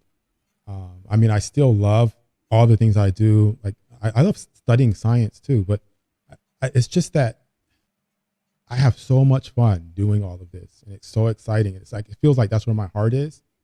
But, we live in a world where, I mean, I have to eat. I mean, I have to make a living. So like, I have to work, and I have to, I mean, I can't just go homeless. So if I was to rely on it right now, even if I put more into it, tarot is just such a niche thing. I'm not going to be on that level where, like, well, I don't know, maybe I could, but I don't know. Right now, I don't know if I would ever take that risk of thinking I could be on that level where this is where it's at, where it can compete with where I'm at in the world of capitalism and the world of having to work a job. So unfortunately, no, I don't like that split. And in fact, I wish that there was more time for me to go on a more of a spiritual journey, to meditate more. I'll like right now, I wake up, I have to get up pretty early. I get into work, and then I do a quick meditation while I'm sitting there at my desk. I would love to do that meditation outside in nature, take my time, have that energy to do things. But I'm like, as soon as I hit the job, right, 5-minute meditation, and then from the time the bell rings until the end, it's like there's no time for any of that. Come home, I'm tired. And then, I would love to come home and like do some more research or be more involved with this channel, but it's just not functioning that way when I'm split between the two. So yeah. Well, it seems to me there's a lot of people talking about things like AI and the future of the economy and just the future of our inner exploration and spirituality and like the earth and there's right and all, just like what's happening now, right? And someone like you, I feel like you should be. I mean, you already do through your channel, but like maybe you don't need to stay with just tarot. Like in this conversation, we've gone way past that, but it's been a wonderful anchor in some ways, like something to kind of go back to. And yeah, it's this beautiful craft, but I could see a lot of people wanting to hear your perspective on things because of all your interesting research into not only like science, like organic chemistry, some like tough stuff. So, and beyond that, I'm sure Oh for yeah. you, but then also all the esoteric stuff, and that's super popular right now. And to apply like what's happening in our reality, because right now a lot of people in that space, it's like completely different realities. Like I can for an hour just completely go to Fantasyland, and that's fun and great and sometimes, but there's an aspect like let's take some of what's been learned here and actually look at it through the lens of what's happening in the world for the larger group, and I think that can be very valuable. um Yeah, I don't know how you do I that though. agree too. I try to do a little bit of that on my channel, where I will take some of the things that I'm learning and try to incorporate it into it. It's kind of an alchemy in a sense, where I'm trying to incorporate some of the chemistry into what I'm doing and see how that mixes together. And it's more to honor that tradition and to also see how that affects me, because early on, the whole point of alchemy was to better yourself, to go from lead to gold. And so it Yeah. was a alchemical process to, in that process, you would see how you would change. And I feel like it's worked in a sense, because by the time I got to card 78, I was very different from when I started with card number 1. So I saw myself change in that process. So I think it's good when we incorporate different things from different arenas of life or different subjects in life and kind of put those things together. And I would love to see more of that in the future. So yeah, I'm glad you brought that up, because that is a good point of maybe offering more and offering something that doesn't just fit into that one box of, oh, this is the tarot world, this is now the logic world. How can we blend those two things and make it more balanced? Carl Jung was all about that. He was all about that whole struggle with him, that struggle he had with himself of diving into his fantasy world and how that affected his psyche. And he wrote about it in the Red Book, and how he was using that fantasy world to kind of bridge the psychosis that he was going through from being so logic-based originally and being in that box for so long, and how he had to pull and bridge those two worlds together in order to feel more balanced and feel better. And that was something that I thought was really interesting that he did there. So you're right. I think that if we can combine those things, it's healthy. I think it's healthier to not just sit in that logic world. And I think it's more creative to not just sit in that logic world, because as you allow yourself and you open yourself up to more possibilities and more potential by just being out there and thinking about all kinds of things, you never know how those possibilities might actually fit into our physical world or our reality. Because a lot of the great creations and the great inventions that we have today are things that came from someone's imagination that might have seemed like fairy tale world for someone today. Nikola Tesla was like that. He would go into dream states and pull ideas of different things from that. And when we talk about lucid dreaming and we talk about going into astral traveling and things like that, people think, oh, that fits in the esoteric world, or that fits into the world of fantasy or fantastical. But no, a lot of great minds bridge that gap, right? So I think that's a skill that I think that people can learn. Yeah, I mean, I would love to do more. The idea of alchemy, I'm glad you mentioned that word, just the word itself. Like transmuting or taking things, combining them, and then the synthesis, like what results is totally new and unique. I think a lot of success can be derived just from basic like alchemy, which is for myself, for example, I've researched various things. Like I went to school for geology, and then I had a career in geophysics, and then I've done a lot of research now into space weather and the Schumann resonances. I have my whole like consciousness spirituality area that I look into, things like this, and I synthesize it all together. It's like this alchemical process, and it sounds like you've done the same. And I think one of the things with AI is that it is like this master alchemical genius in some ways. But that seems to help us connect to like our inner essence, like by exploring all these different things, examining our blind spots. We get this bigger picture, and it's easier to find center, I guess, when there's like a whole bunch of like surrounding points on the sphere. You have a better sense of where center is, I guess, at that point. And yeah, I think I would just recommend anyone watching this to just explore some new avenues and some new paths. Like it's not the end of the world to go into fantasy land sometimes. That's good. Yeah. It's there's things that can always be pulled from anywhere, right? But it seems to me it needs to then all get put on the table and examined kind of like this. Like, okay, here's what we forage for the day. What can I eat and what is poisonous? Right? Like, what do I not? There's some mushrooms here which aren't going to be good for me, right? You don't want to eat everything. You can pick it, right. You can forage it, but that's going to be very, very important. And yeah, it's good to find people or groups or channels or resources that you can tell it's like clean food, right?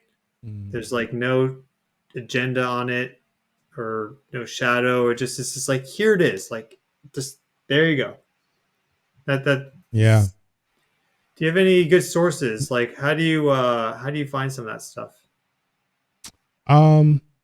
It's interesting because people will ask me, well, what kind of material do you research for the information that you give? And I don't really look at tarot specific stuff.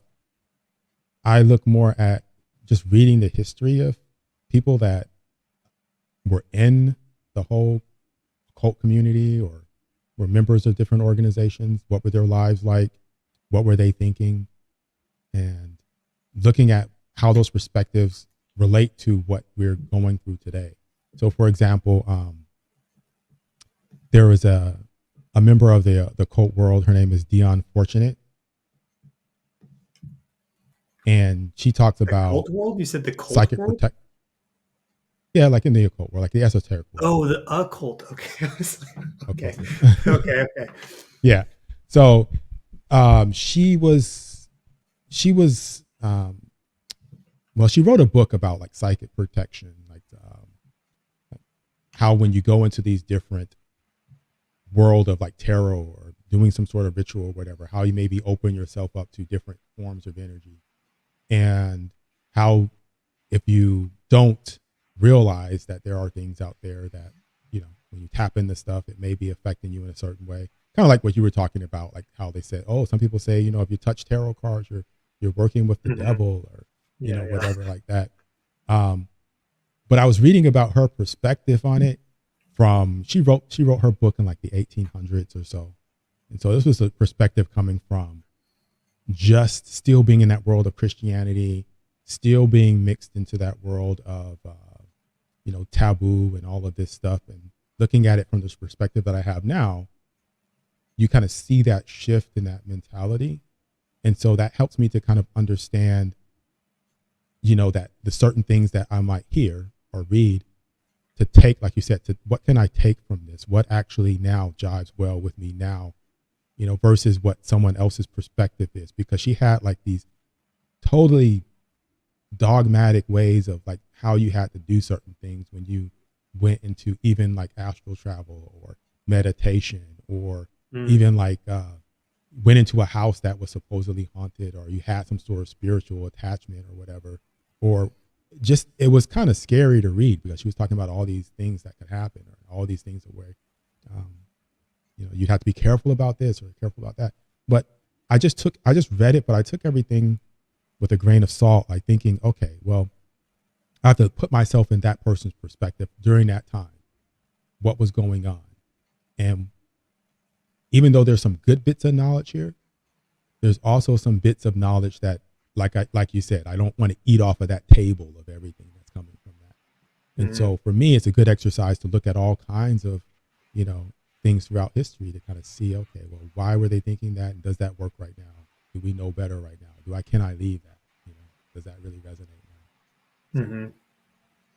I guess it's trusting resonance. It's almost like a chicken egg scenario. Like once you've connected there, it's easy to kind of feel what's good and what's not. But until you, like, if you haven't done that, then it's easier perhaps to be deceived. And it's like, how do you finally make the leap, right? Like, how do you just finally do Right. it? I think that's Right. and maintain it. And yeah, it's this crazy thing, but maybe that's just fate. Fate has that moment where boom, there you go. Like now's the time. And you just have to hopefully step up to the plate and do it. Because I'm sure I'll look back at like me right now in the future and I'll think of all the things I don't know now, right? And they're like, oh my God. Because I can look back at when I was younger and be like, oh my God. So I guess it's just a journey that we're just going to have to keep going on. And hopefully we start to be a little bit more mindful of each other as we go forward. Because, yeah, like energy is shared. Like we're sharing energy right now, like through the screen. Even though you're in California, I'm on the East Coast. There's still an exchange of energy here. But like when you're in a room with someone, or like there's a big group, or you're outdoors, whatever, then the energy things are flying around like crazy. Some people can see this stuff. Like I can't see it, I can feel it. I think we all can feel it, but some people like literally can see, like, so they say, like colored orbs and everything to different parts of the chakras and different parts of the body, and it's crazy. And so we have to be more mindful of that going forward, I think. Because yeah, we're just getting more and more connected, and we just have to be. We don't want to. Yeah, the star card. I have hope. I have hope, man. Yeah. We're going to do it. We're going to do it. So Yeah. I would like to Oh thank man. you for being on this amazing conversation. We've set a record now for the podcast. I've never done anything over like Yeah. 2 hours or something. So, boom. Everyone, this is Will Atypical Tarot. Give his channel a follow, and anything you'd like to say to close out.